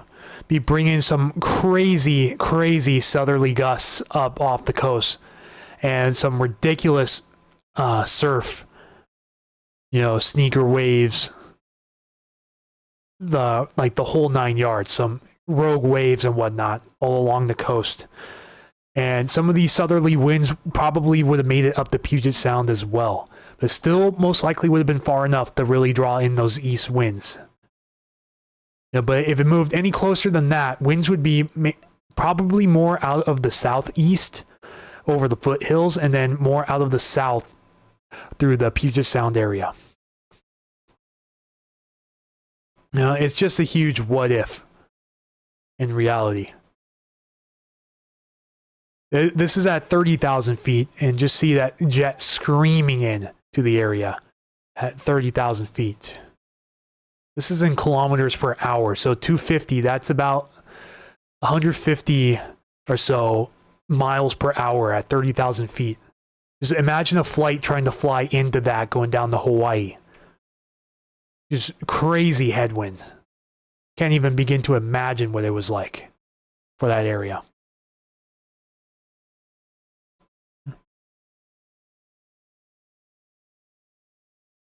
Now, this is just showing wind, no gusts. I don't think it gives you the option to view wind gusts in the reanalysis, which is unfortunate, but completely understandable. If we go to sea level pressure anomalies, this is the difference from normal.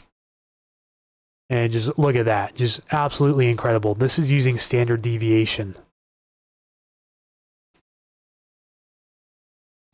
So the center of this low pressure was literally off the charts. Now, I'm not quite sure what units standard deviation uses, if it does. You know, I just know that it's a sine curve, or a cosine curve if you want to go there. But yeah, the big deal is that huge pressure gradient being casted across the Cascade foothills. You like each bar here, I think this represents 1 millibar. 2, 3, 4, 5, 6. I believe so. It's either 1 millibar or 2 millibars. I think I have to zoom in a little bit more to see. Yeah, so it was around 1009 millibars here in North Bend. And before you even got to Cle Elum, there was already a 7 millibar difference. It looks like between Thorpe and North Bend, the pressure gradient was about 8 millibars, which is just absolutely mind-blowing. Similar to what we saw on Veterans Day 2014, too, when we had that mountain wave event. You know, wind gusts in the Milton area got pretty close to 60 miles per hour, knocked our power out for a good day and a half. That's actually what got Matthew Fab with Western Washington Weather into the weather gig as well, was that windstorm we had on Veterans Day 2014. And then we had a windstorm literally a month later. And that was a pretty big blow as well. My area lost power overnight for that. Or at least later into the night, but not overnight as far as I know in the Milton area. Some areas got hit pretty big by that December 11th, 2014 windstorm. Actually kind of brings up some curiosity now. You know, so kind of want to settle the curiosity on that a bit. December 11th.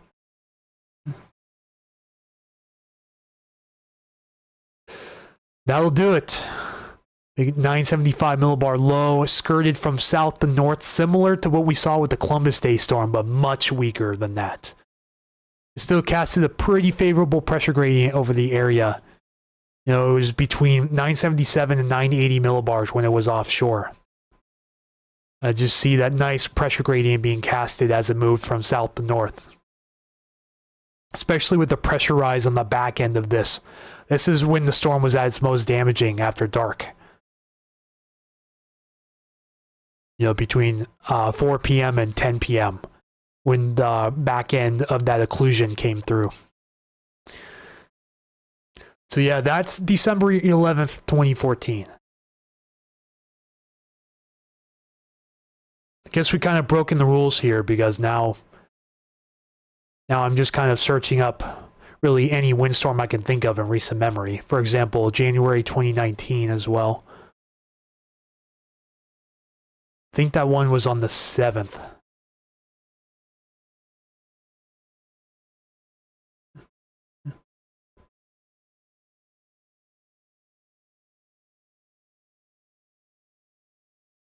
I know there was a storm system offshore, but where was the one that... Okay, there it is. So yeah, really elongated area of low pressure moved through. It looks like it was more so the 5th into the 6th. So I kind of had my dates wrong here, but really impressive pressure rise behind this one. This was a 985 millibar low when it moved into Victoria. Once again from south to north. This was 1 in the morning on January 6th, 2019. And I remember going out, I think it was the night before or early in the morning, and going and looking at some storm damage, checking out some power outages to my north. I never actually lost power during this event, but some areas across the county line in King County got walloped. Like literally quarter to a half mile to my north and northeast. I went on a little drive around the area and I saw trees down, power lines down, of course not getting too close. It was just a spectacular event that day. See, 985 millibars in a very favorable spot.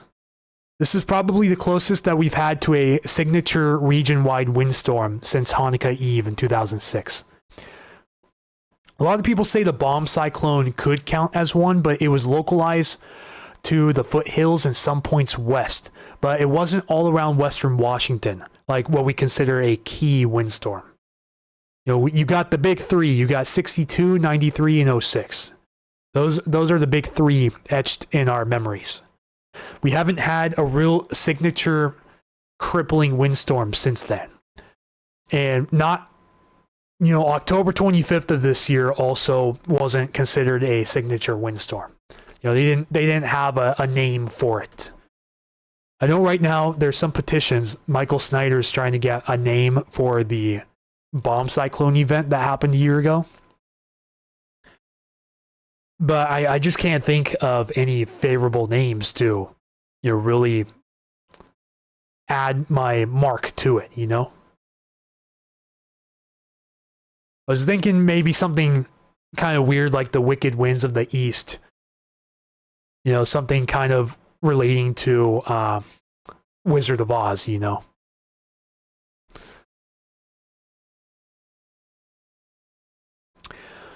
But, I mean, I've seen a lot of suggestions such as just like Great Easterly Windstorm of 2024 or Thanksgiving Week Windstorm, you know. Because bomb cyclone isn't relative to one event. It's relative to numerous events. It's a weather term that relates to a fall in pressure over time. You know, a certain criteria has to be reached for a storm to be considered a bomb cyclone, and also certain latitudes as well. So like up in the mid-latitudes up here, it's 24 millibars over 24 hours. That's the decrease you need. Guess we had a 20 mile per hour wind gust in Bellingham earlier today. Looks like we got more of the HER rendering here, so we can really start to see what it wants to say.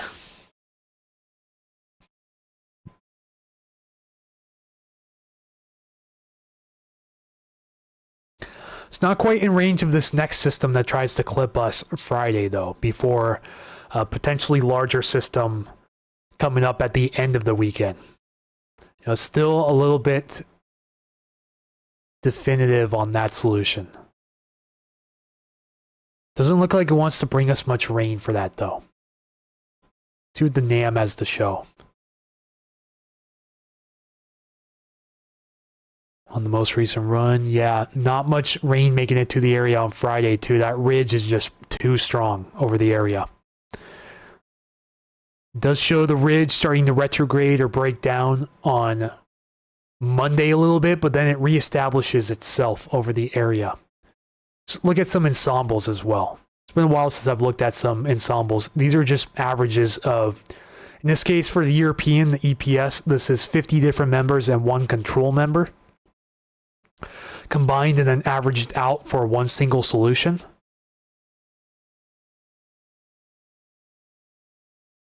So for the system Sunday and the Monday, it really shows the max wind gust not getting too high around here. Again, averages.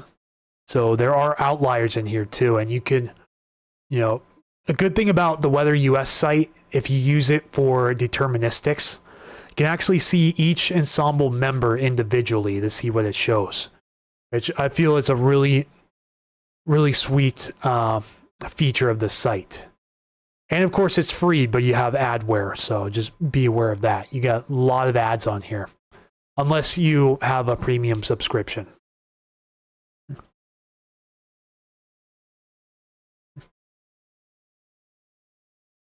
Yeah, we need to zoom out. So these are averages.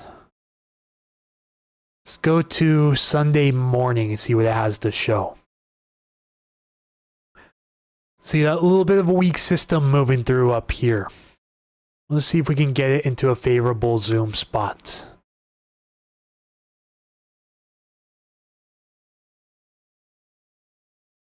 Maybe we'll just go to the state level, but then I could go and, of course, I can change the model run. But I can also switch the members here too. So the master, this is the average, but if I want to go to the control run, for example, control run shows things a little bit differently than the master. See, the control has a slightly deeper low that comes through this area on that day. And then the ridge, of course. We can look at member number 1. Not showing very much for the area. Member number 2.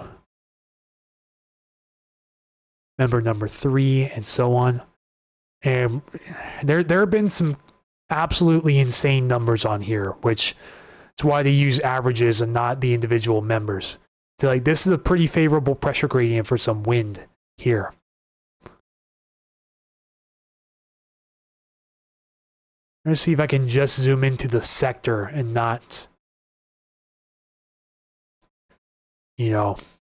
very small isolated area up here.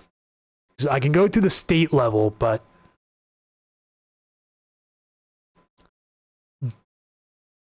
doesn't allow me to switch sectors on a dime. At least not the free version. The paid version may allow you to do that, but I'm not 100% sure about that. I have to go a little bit forward in time here to see some of these dramatic solutions too.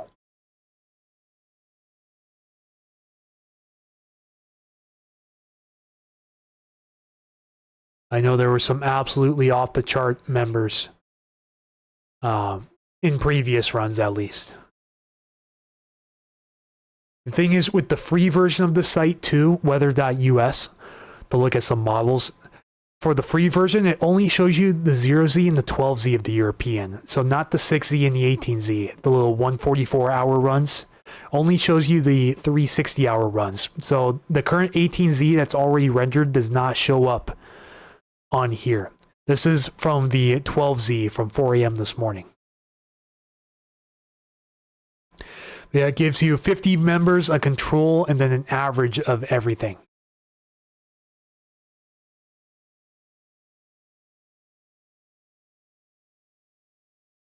Just in case you ever want to mess around and go look at some ensembles, this is a good site to look at it. See, here's one of the stronger ensemble members here, number 25. Bringing a pretty favorable low pressure system. You know, not super deep, but in just the right spot to bring some wind behind it. Then it's quickly going to be taken over by that high pressure ridge, which sets up shop for a while.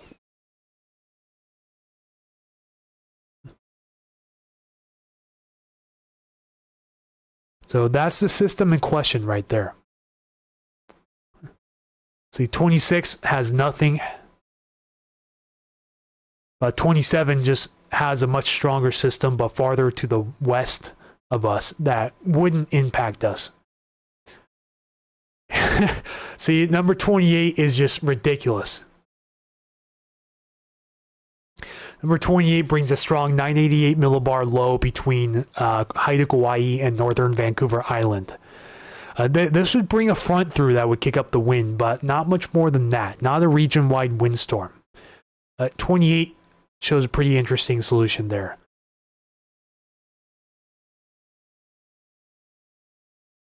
At 31, similar to what the mean was showing in the control. It's just amazing how different each ensemble member is. This is why ensembles are crucial to weather forecasting. You know, because it really takes a lot of the deviations out of it. See, this brings the low pressure system farther south, but would probably bring it on a favorable track through the Puget Sound. This is Sunday afternoon, too, in intervals of 6 hours. Sean Nguyen says hi, hello. Welcome to the stream. We're not really talking about too much right now. We've really discussed all of our topics already. So I'm really just going through the ensemble members on this site for next potential system Sunday or Monday. See what it's showing for each solution and to really narrow out a lot of the outliers. See, that would be a pretty favorable spot for some wind on ensemble member number 42 to come in right through Cape Flattery. Depending on its strength, Tropical Cyclone Fina is near Australia right now.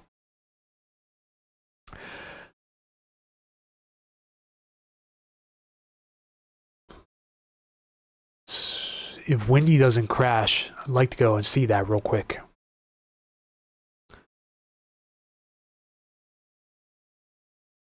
Yeah, the Windy site's been pretty iffy. It's back and forth, really.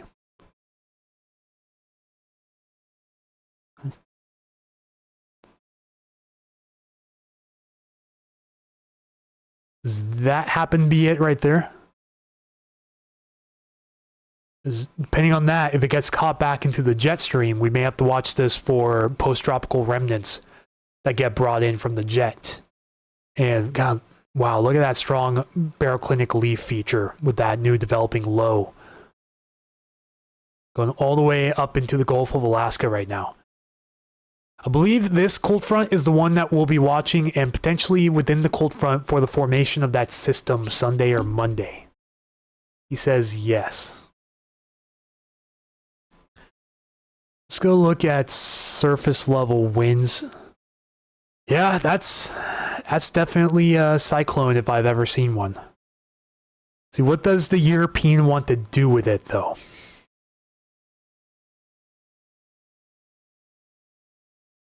Holds it mainly stationary into Thursday. Looks like it only moves a few miles to the west. Even then, it's starting to move south into the mainland here on Thursday, too. So, no, maybe it doesn't get caught in the jet stream. It literally rides along the, or at least is forecasted. Let me make that clear. This is a forecast. Rides along the Australian border.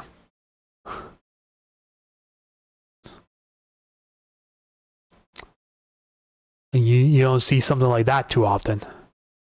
And then it just sort of fizzles out. So yeah, it literally almost parallels the coastline of northern Australia. Really interesting to see that in the model runs.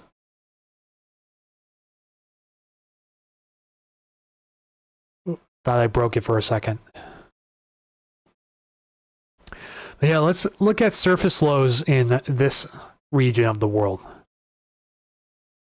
So you got one here, a couple of them up here, and then a few of these little eddies off the coast here. And this is your high pressure. This is also your high pressure. I think some people would go as far as to call this an omega block, because it literally is shaped like the Greek letter omega. You know, where you have two areas of high pressure that's set up in nearly the same latitude. I'm still not too knowledgeable on blocking patterns, so I'm not going to go too far in depth on that. I just know that there's a few different blocks, such as the omega block, for example.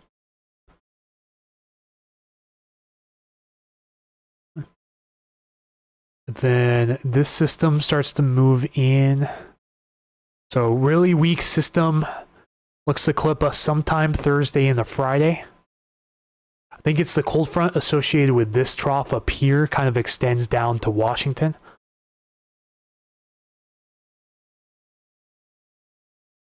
You know, then we have some small atmospheric river potential in there too. Then these systems swing up into the Gulf of Alaska. And we'll watch to see where exactly the next system forms. It looks like somewhere within this region here. I think the system's already forming by Friday. Somewhere west of Crescent City, California, like over 1,000 miles west. Then it starts moving towards our area, starts to gather some more strength. Let's turn on ISO bars as well, so we can see the pressure of this as we go on in time.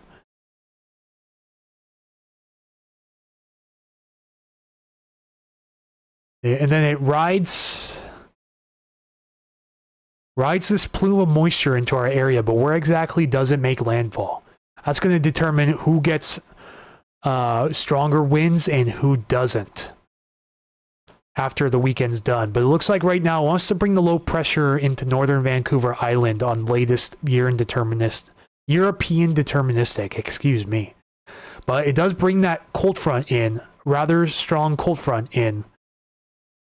Looks like sometime Sunday morning according to the European. If that system moves a couple hundred more miles to the south, we could be in for a stronger wind event Sunday or Monday. But then the ridge starts to set up again. Our friend, the ridge, comes back. It reestablishes itself over the area. Should give us some pretty nice weather. A few foggy days as well, knowing recent history with that.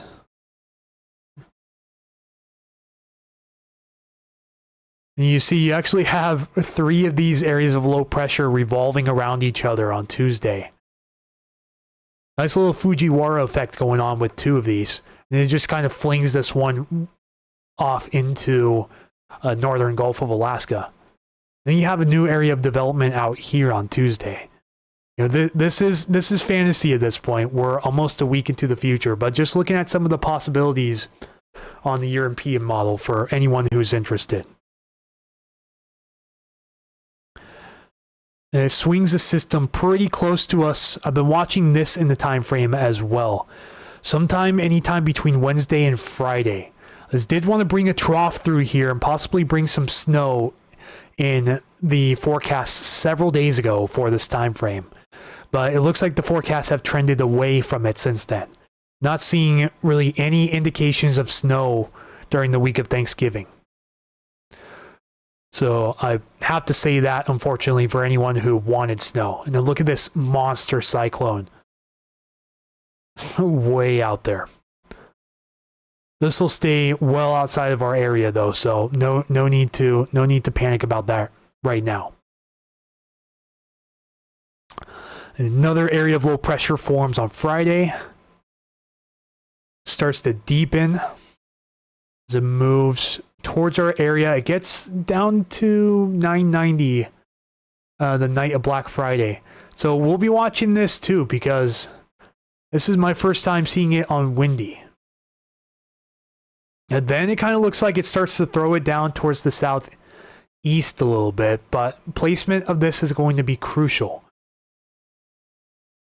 Probably because the jet stream's coming through the area right now, so it starts to move out of the southeast and then gets thrown, or out of the southwest and then gets thrown down to the southeast.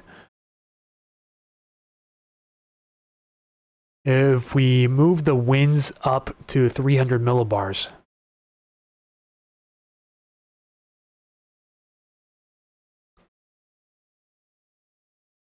yeah, it's really just the jet stream sinks farther to the southeast at that time. If we can get the jet stream to stay a little bit farther to the north, we could be talking windstorm all the way out on the night of Black Friday. That's textbook fantasy at this time. You know, we need the jet stream to be up towards the Oregon area to really bring this trough into a favorable area.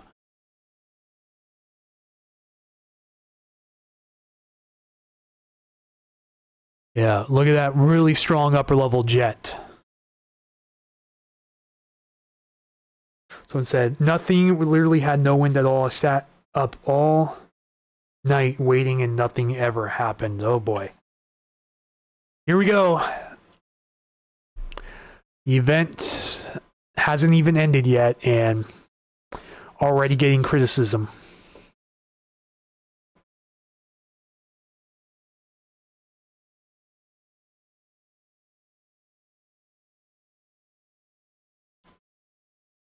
So yeah, by this point, we have a northerly jet stream aimed over us all the way on the last day of November. This is meridional flow, so parallel to lines of longitude. So we got high pressure off to the west of it, low pressure to the east. This would probably be the best chance of bringing some Arctic air down into the central and eastern United States. And just look at that trough. Huge trough being dug into that jet stream.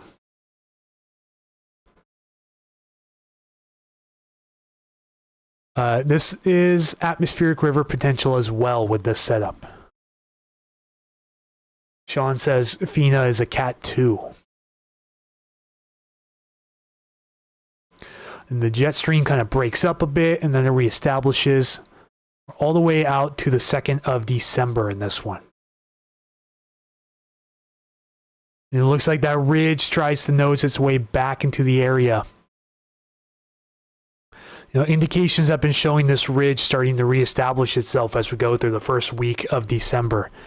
It looks like we're on the outer fringes of this ridge right here. Which, for those of you who don't know, ridges are usually complemented by more pleasant, stable weather patterns. So if you like sun and fog this time of the year, that would be your best bet. It's because ridges are areas of high pressure which are sinking air. So noted by the clockwise motion of air here. So the sinking air really keeps a lid on temperatures and moisture at the low levels, which will allow the moisture to build up and a temperature inversion to form. So where temperature increases with height rather than decreases. And that keeps a lid on air from moving and rising. So that allows the fog to build up, but it also allows pollution to build up too. Because there's very little wind flow, like very little movement of the atmosphere when you have a strong ridge overhead.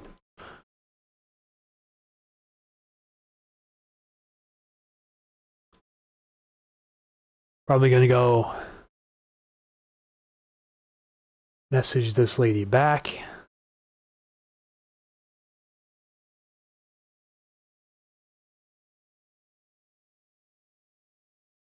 Okay, so that was back on the bomb cyclone post.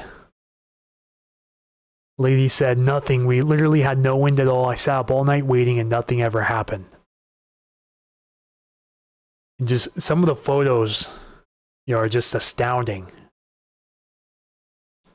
If you guys want to see some photos, yeah, I'll show you guys some photos real quick that I got. So this is one submitted from a viewer. They said, this was our house, a full renovation in 8 months, and a camper later, we have our home back. We're lucky to be here. The tree landed square on the corner post of the house, creating a diving board effect and miraculously only cracking some rafters above our bedroom. But there was a giant hole that started about 10 feet past our bedroom where the top of the tree slapped the roof the hardest. We're lucky to be alive as this happened while we were asleep.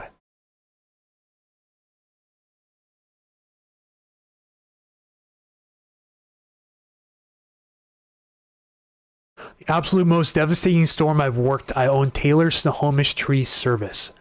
And the destruction was, he said real, but I think he meant to say unreal. Sorry, my camera is blocking the view. But if you guys want to go see these photos as well, they're in the comments on my post that I made here. I shared Matthew Fav's post in Western Washington weather. 1 year ago today, Western Washington weather history was changed by one of the strongest gap wind events in memory. Are you still seeing effects from this today? See, there's the comment saying nothing.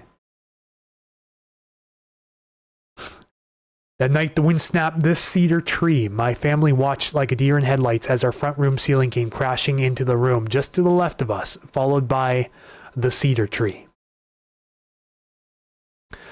So, full credit goes to the original posters of this. This is also from the tree service in Snohomish County. Just a tree straight through the roof of that house there. It's unbelievable. Truly, truly unbelievable. Oh, excuse me. Times two.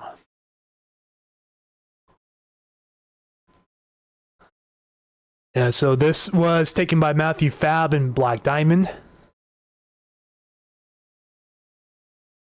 I believe this was Black Diamond as well. Yeah, and then the PSE outages. It's unreal, honestly. That satellite image, it doesn't get better than that for a bomb cyclone. It's truly mesmerizing even to this day, really.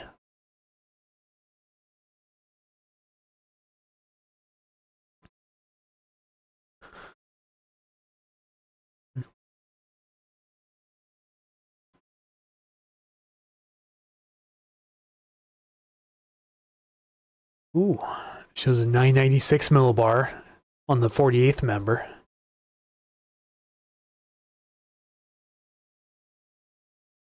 Yeah, just looking at ensembles for the next system, potentially coming in Sunday or Monday. Not looking too impressive on the ensembles right now. There's some individual members where it really pops out, but that's completely normal. Keith says, bless you, and Sonia says, that's a huge tree. Yeah, a lot of people reported they were laid out like toothpicks. Up in some foothill spots. Like if you got up east of Issaquah, I mean, it was just unfathomable damage.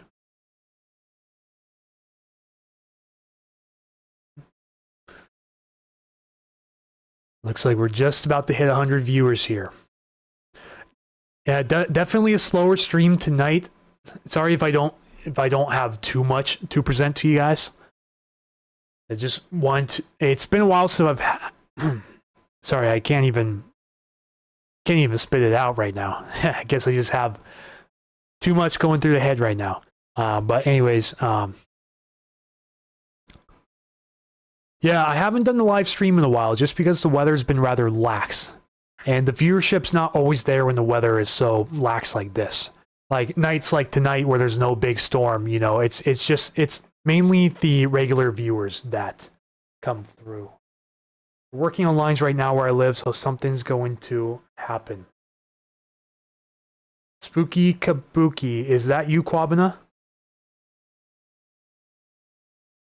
I believe I recognize that name.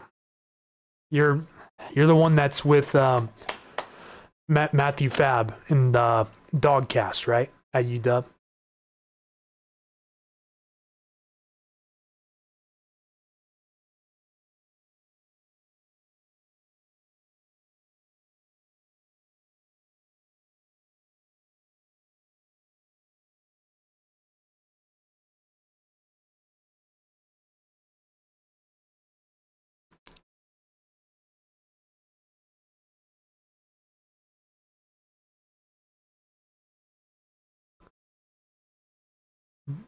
Been on here before. No. Okay. All right. Yeah. Sorry, I mixed you up with a different guy. Spooky Kabuki. My apologies. Well, welcome. Glad to have you here.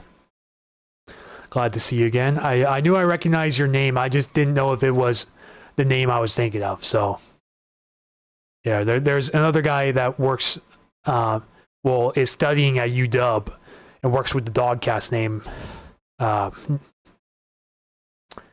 And so, yeah, that's what that was. It's okay. Okay, good.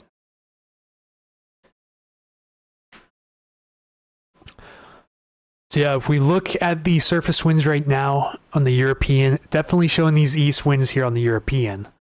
We go and switch the models around a little bit. This will tell a different story. So you look at that wind shadow from Des Moines southward. Since the system in question is off to the northwest, and it's mainly exacerbated by higher pressure to the east of the mountains, because the system overall isn't too impressive.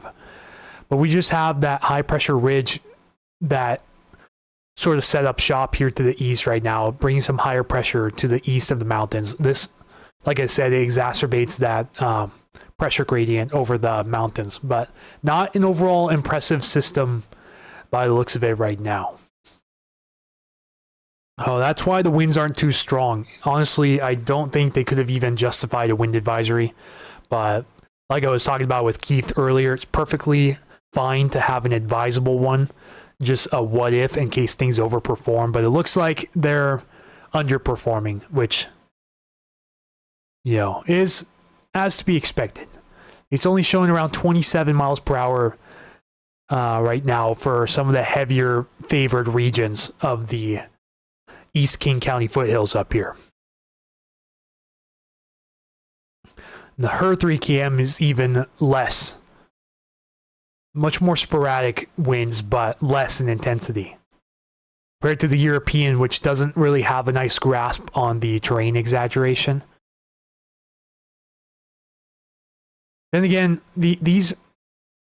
My mistake. I'm on sustained winds. That's why it's so underwhelming. How could I mess that up? That's more of a telling story right there. Does a tropical cyclone count as a hurricane? A tropical cyclone is sort of like a hurricane. I believe it's a hurricane in areas of the southwestern Pacific and the Indian Ocean. Tropical Cyclone Fina going to be Cat 3 near Australia. I think it's going to hang on to Cat 2 from what I've seen on the wind maps. Like if we go back and look at that again one more time here, if it doesn't crash windy.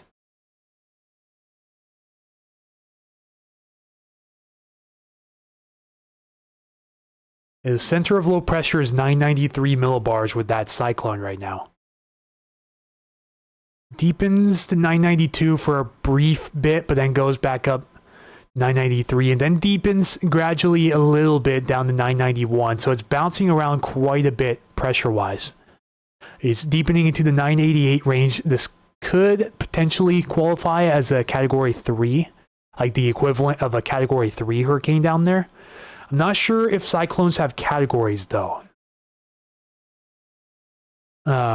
Although you did state Category 2, so I believe they do have categories. It seems to get a a well-defined eye wall there. So I guess it does have the potential to deepen briefly to a category 3 tomorrow. Then the pressure fluctuates a bit. It's bouncing up and down quite a bit. It could hang on the Cat 3 status if it reaches that on Friday too. Let's see, it's just playing a hot potato with the pressure gradient right now.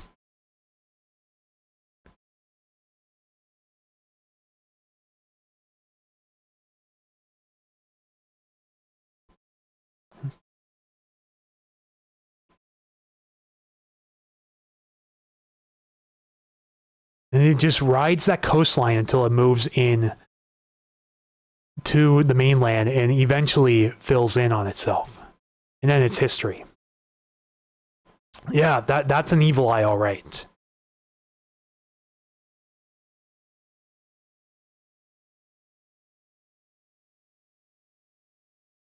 So yeah, that's the current cyclone just off the coast of Australia right now.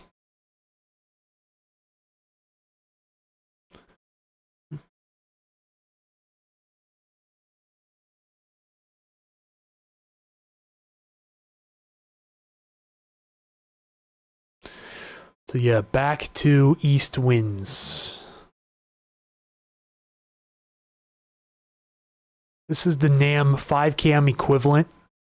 Notice the wind shadow across these areas of the South Sound here. This does occasionally overdo it, but the NAM 5 km equivalent shows a max 49 mile per hour gust, excuse me, along I-90 to the southeast of the Tanner Riverbend area of North Bend. Keith, thank you for the clarification. Tropical cyclones are characterized similarly. Yeah, I know for sure typhoons are.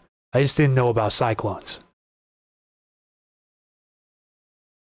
But this could be part of the reason why they issued that wind advisory, because the NAM 3KM was on the higher end of this. But over a lot of the wind advisory regions out here, it doesn't have the wind gusts reaching much more than 40 miles per hour, if that.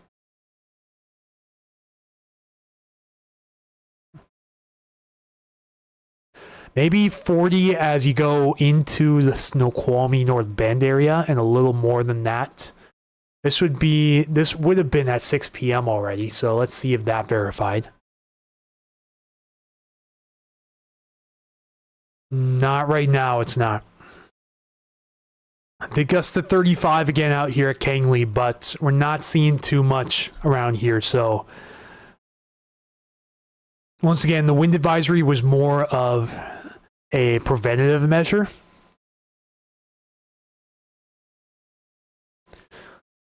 But I don't think it was entirely necessary, if that makes sense.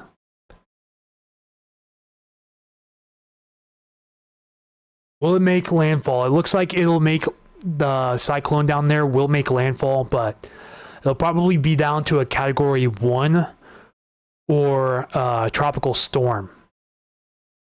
If they even call them tropical storms down there. Just a step below a hurricane, cyclone, or a typhoon.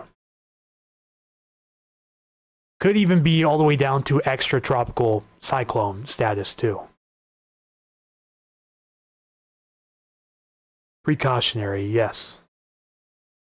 So it does make landfall, but just nowhere near as strong. Looks like that eye wall may make landfall in a couple of other spots, like little appendages that extend from the mainland. But outside of that, no direct landfall, but from what I can see over a populated area of land. I think it makes a landfall somewhere around Darwin. Let me go over it again because I wasn't paying attention to landfall.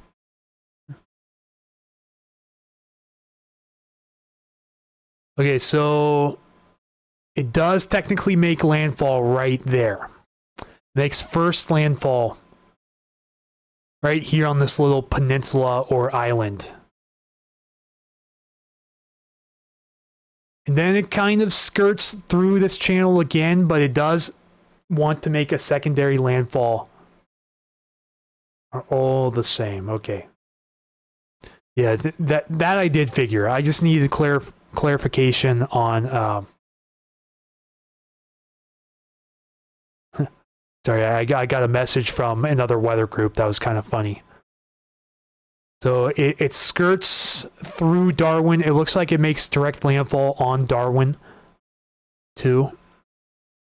It's a good thing I went back to clarify this because I would have probably prematurely assumed it didn't make landfall. But yeah, it skirts the entire Australian coast along Darwin here before it eventually begins to weaken as it moves towards mainland landfall.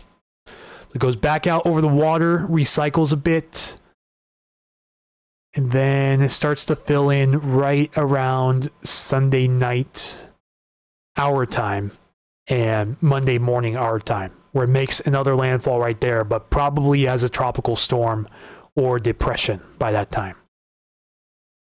So hopefully that clarified what I was talking about before. So hopefully that answered your question.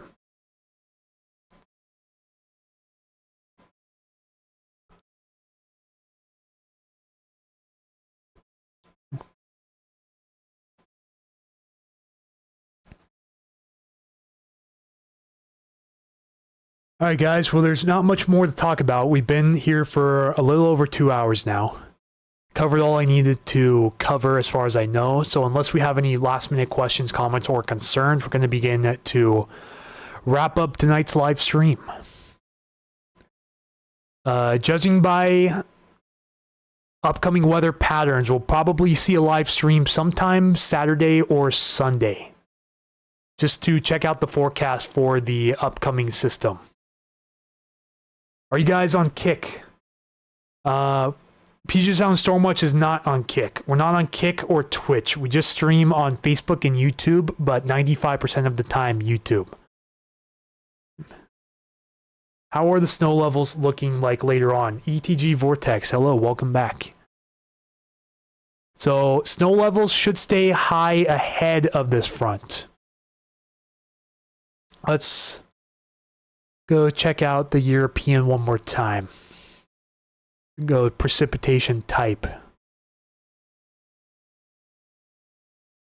So actually, it looks like snow is falling at the passes when this weak front moves in tomorrow morning.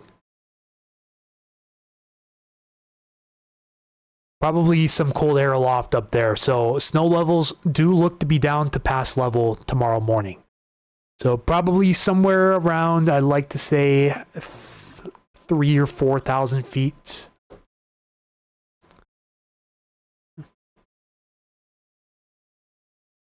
Yeah, because we're looking at the 0 degree isotherm right here, the blue line right there.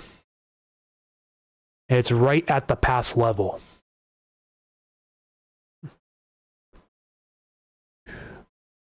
Swear there was one point where, okay, possible hazard type freeze. There's one point, I swear, where there was freezing level on here, but not 100% sure if it's on there anymore. But the freezing level is right at the pass if I pull up this sounding here. I just wish it showed above sea level and not above ground level on the soundings.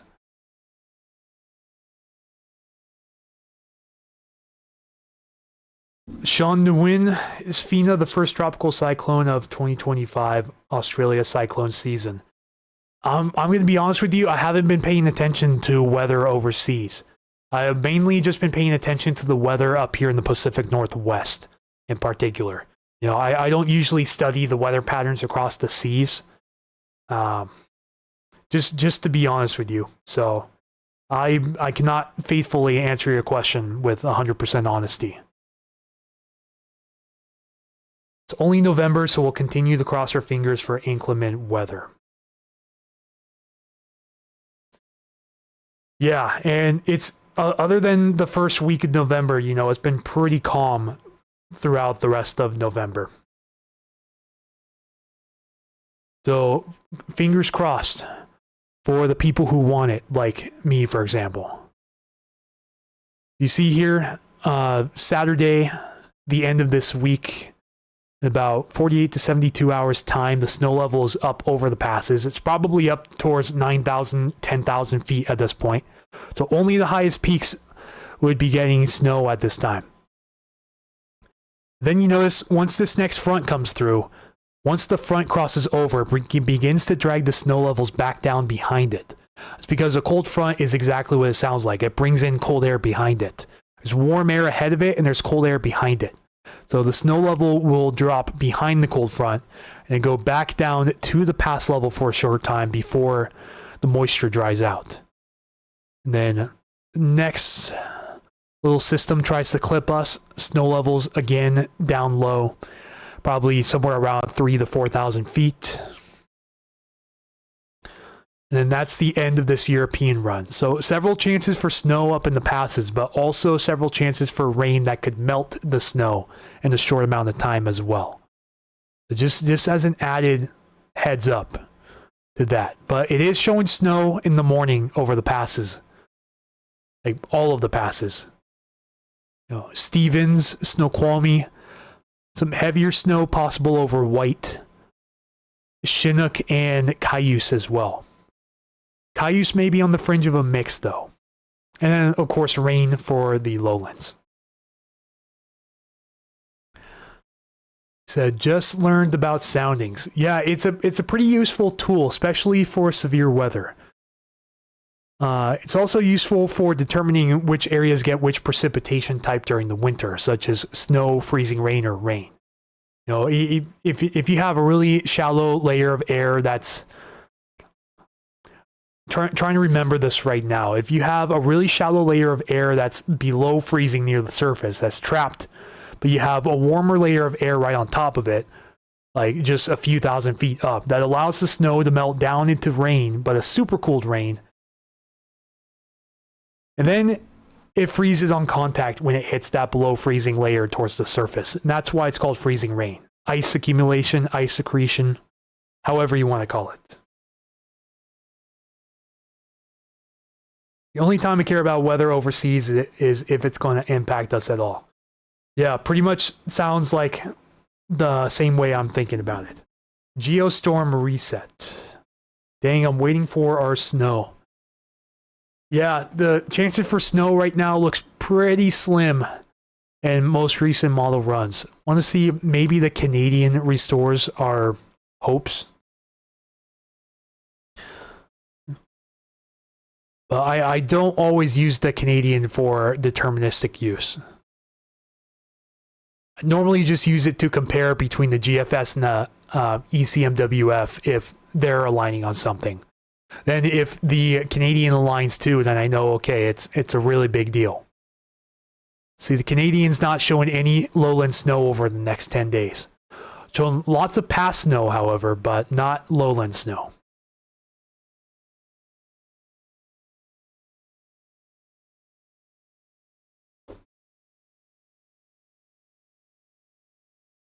See what the AI forecast system has to say.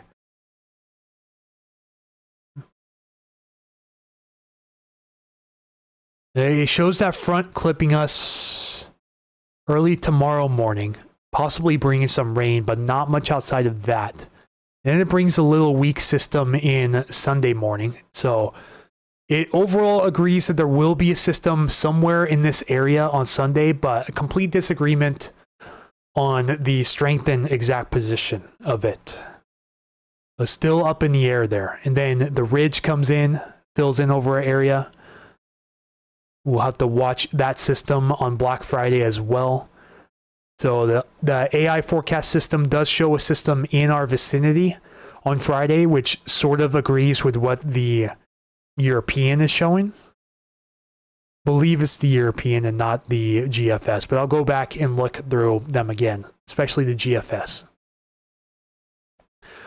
The 18Z GFS, looking at mean sea level pressure and wind barbs. Okay, so it's the GFS that really shows it. But it mainly shows it moving towards the southeast, which would spare us from any strong winds out here. And it also fills in pretty quick. See, the low collapses in on itself before it makes landfall on the Oregon coast. And then pretty busy period coming up after that if what the GFS is showing does come to fruition. See, there's a front, and there's a front. All within a day of each other. The GFS is unreliable out at this range, so let's just pump the brakes and take it with a grain of salt right now. There's still a lot of details to iron out. Look at all these little embedded mesolows within this line here too.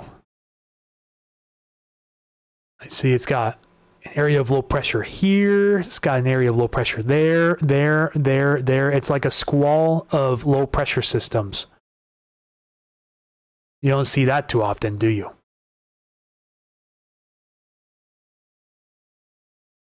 Going to have rain on Friday.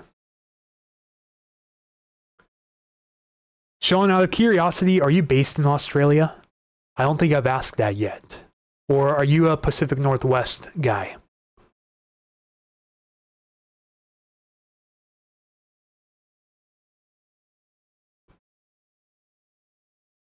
So the GFS shows most of the rain in the future falling with that system Sunday and the Monday. And not much after that until the next one comes in on Black Friday. And then we just get a super soaking with fronts after that. And look at that. By the end of the GFS run, some areas are up to 6 inches. Even over the rain shadowed areas, it shows 3 to 4 inches. But once again, completely fantasy at this point. Okay, he says, no, I'm from Gainesville, Virginia. All right. Well, welcome to the Pacific Northwest. Thank you for tuning in. And out of curiosity, too, how did you find this page, if you don't mind me asking? Since we're based up here in Western Washington, of all states.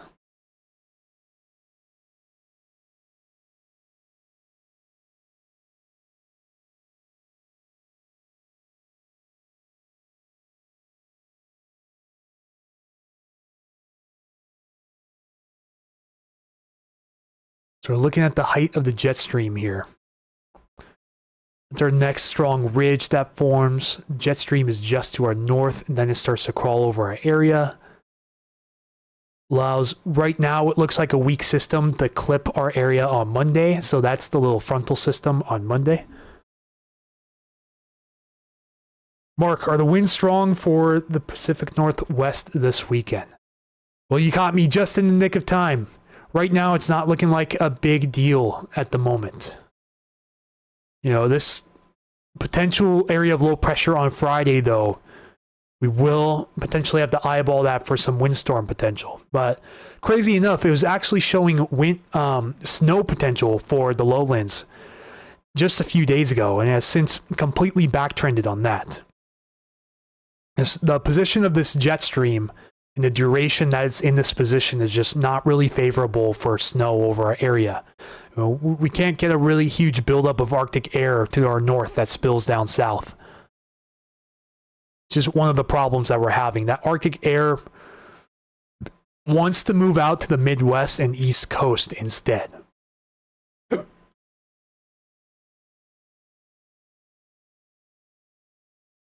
I can go back and show you for the general vicinity, since I know you are based out of Vancouver Island near Nanaimo out here. I can show you some of the predicted wind gusts coming up this weekend. So the most recent 18Z European, this is the 10 a.m. model run today. Doesn't have much for the Puget Sound area or up in Vancouver Island, except for on the south side of Vancouver Island, where we have our westerly surge being possible. This could affect parts of Whidbey Island, as well as Port Angeles and Sequim, and maybe parts of Victoria, BC this weekend. But models are still playing the hot potato with us, so it's a little bit hard to nail some of these details down right now. It does look like right now it does want to bring the westerly surge. This is one thing that has stayed pretty much constant in the model runs, is the westerly surge affecting Whidbey Island and parts of the Strait of Juan de Fuca to the south. That wasn't worded right, but you know what I mean. The cities here along the Strait of Juan de Fuca to the south of the body of water. But not seeing too much up in your neck of the woods right now. Look, the Nanaimo area in general right now only peaks at 29 miles per hour. This is between 10 p.m. and 4 a.m. So 10 p.m. Saturday, and let me just make sure I have my time frames right here. So this would be between 10 and 4. Yeah, so it's the time before. So it would be 10 p.m. Saturday and 4 a.m. Sunday. Wind gusts up to 29, maybe 30 miles per hour for the Nanaimo area. They've taken the Arctic air away from Vancouver Island. They've taken the Arctic air away from the Pacific Northwest in general. To zoom out a little bit to see this, but I'm going to go to upper air patterns, and we're looking at 5,000 feet for the next few days. So we get some cooler air with that trough, but we don't have that signature Arctic air up here anymore. So we have to go all the way several days into the past to really see it. You're like, this was the model run at 4 p.m. on Sunday. This is what it showed, and it showed ridiculously low 5,000 foot temperature anomalies for the area. Like, this would be over 16 degrees below average. Like, this is the definition of an Arctic blast right there. But unfortunately, that trough placement brings too much warm air in ahead of it, and then the moisture dries out by the time that cold snap comes in.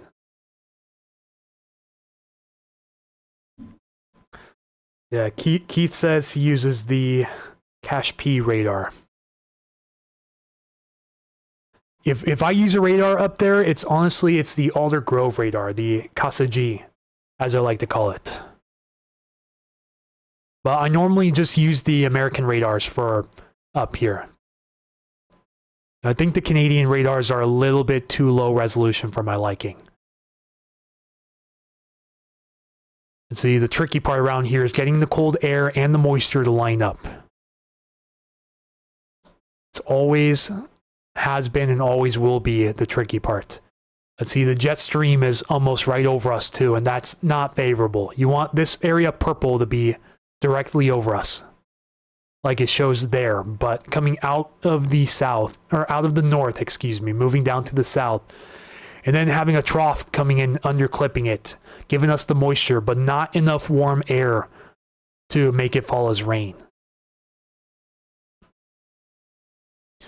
Then shows another transient ridge in that run too, but that most likely has changed since then. Sonia says a little breezy here in Everett. All right, well, I guess that qualifies for the stream extension. Yeah, guys, growth has been really slow in the weather community right now. So if you guys could do me a huge favor and share Puget Sound Stormwatch to your friends, you know, Facebook, YouTube, Patreon, Blue Sky, whichever site you may find me on, you could share it to your friends, get the reach out there. It would do huge favors for me. And also, if you enjoyed the stream tonight and want to help support Puget Sound Stormwatch and keep streams like this possible, then please consider a donation here on Ko-Fi. Post a link down in the description there. Haven't gotten any coffees in the last 2 weeks, so you can tell I'm a little burnt out of energy here. Every time they say wins, I don't get them.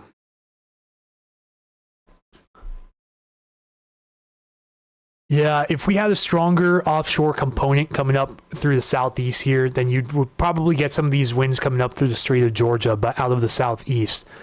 But the pressure gradient just is not that strong right now over the Cascades. This is a little run-of-the-mill sort of blustery day for some of these downstream communities, but nothing more. If you had it like when the bomb cyclone was, when it just absolutely siphoned, you know, every everything up through Whidbey Island and up through the Strait of Georgia and the Strait of Juan de Fuca, then you get strong winds then, but not today. Not today for sure.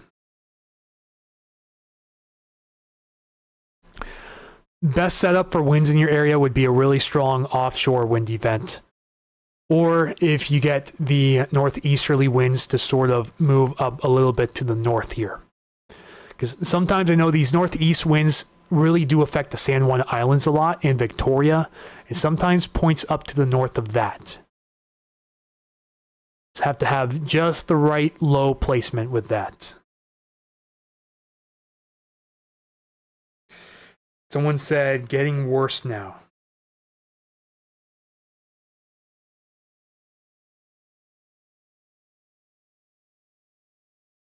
I'm guessing that relates to now. I'll have to go clarify that in a little bit.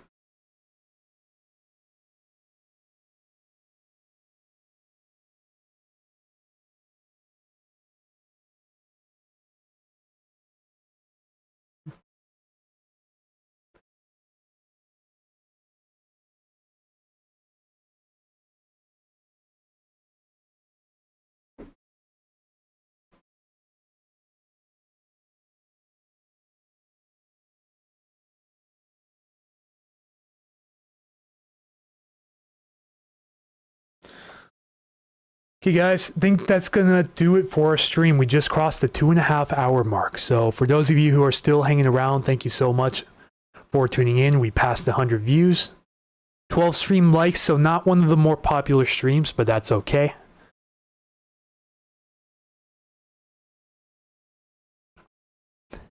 As long as Puget Sound Stormwatch has the ability to stay full-time, which right now is not looking good at the moment, then I'll be doing these live streams pretty frequent, hopefully, as soon as the weather starts to really ramp up.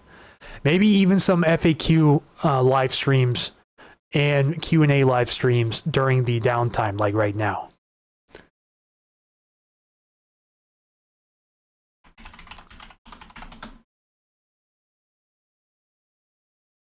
But one thing's for sure, we need a big time storm to come through to really ramp up the weather talk, but at the same time cause very minimal damage and minimal power outages, just strong winds.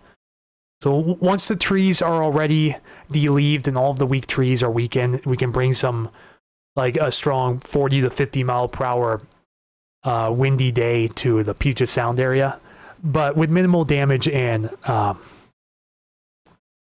yeah, just minimal damage overall. Yeah, thank you everyone for joining us, and thank you Sonia again for moderating. And Keith says have a good night. Have a good night to you as well.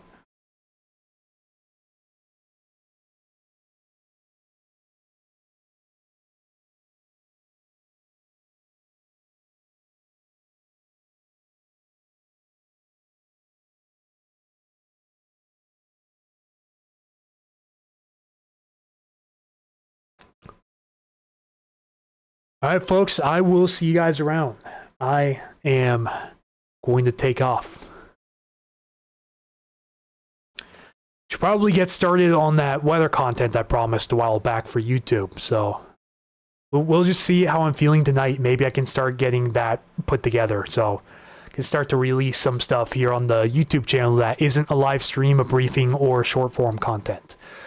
One thing I do want to start posting more, though, is short form content. So like my most recent update about cleaning my weather station, for example. And also, I think I posted about the strong winds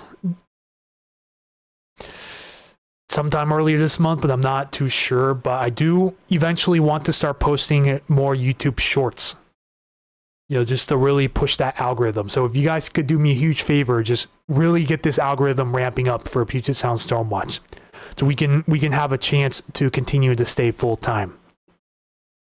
You know, I had a really good month in October. I had my doubts earlier on in October, but we finished strong at the end of October. But November, just being as slow as it is right now, it's making things really tough to game plan for financially for the near future, you know. And so it's definitely worrisome because this is something I've always wanted to do full time. And, you know, I don't want to feel like a failure if I have to step away from it full time just to keep a roof over my head. But that's one way I like to be transparent with you guys. So, you know, I'm not going to hide any of my personal problems from you guys. I'm human just like you guys. And so, you know, thank you guys for allowing me to regurgitate this information to you. Sonia says, daily forecast would be great. It would be, but there's a lot of competition out there right now. And, you know, I don't want to post any information that some could be considered erroneous. Because I have a slightly different forecasting style than the other guys, which sometimes conflicts with their forecasts. So they may not always agree with what I have to say, and I don't want that to ruin the reputation. But I may just simplify it down a little more. So I'll just have to add my own twist to it for that to really qualify. But yeah, sounds good, Sonia. Thank you again for the suggestion. It's definitely one thing I do want to start more regularly is doing the briefings again. So yeah, thank you guys all for tuning in. Looks like there's only one of you left. So perfect time to call it quits. Have a great night, everyone. Anthony signing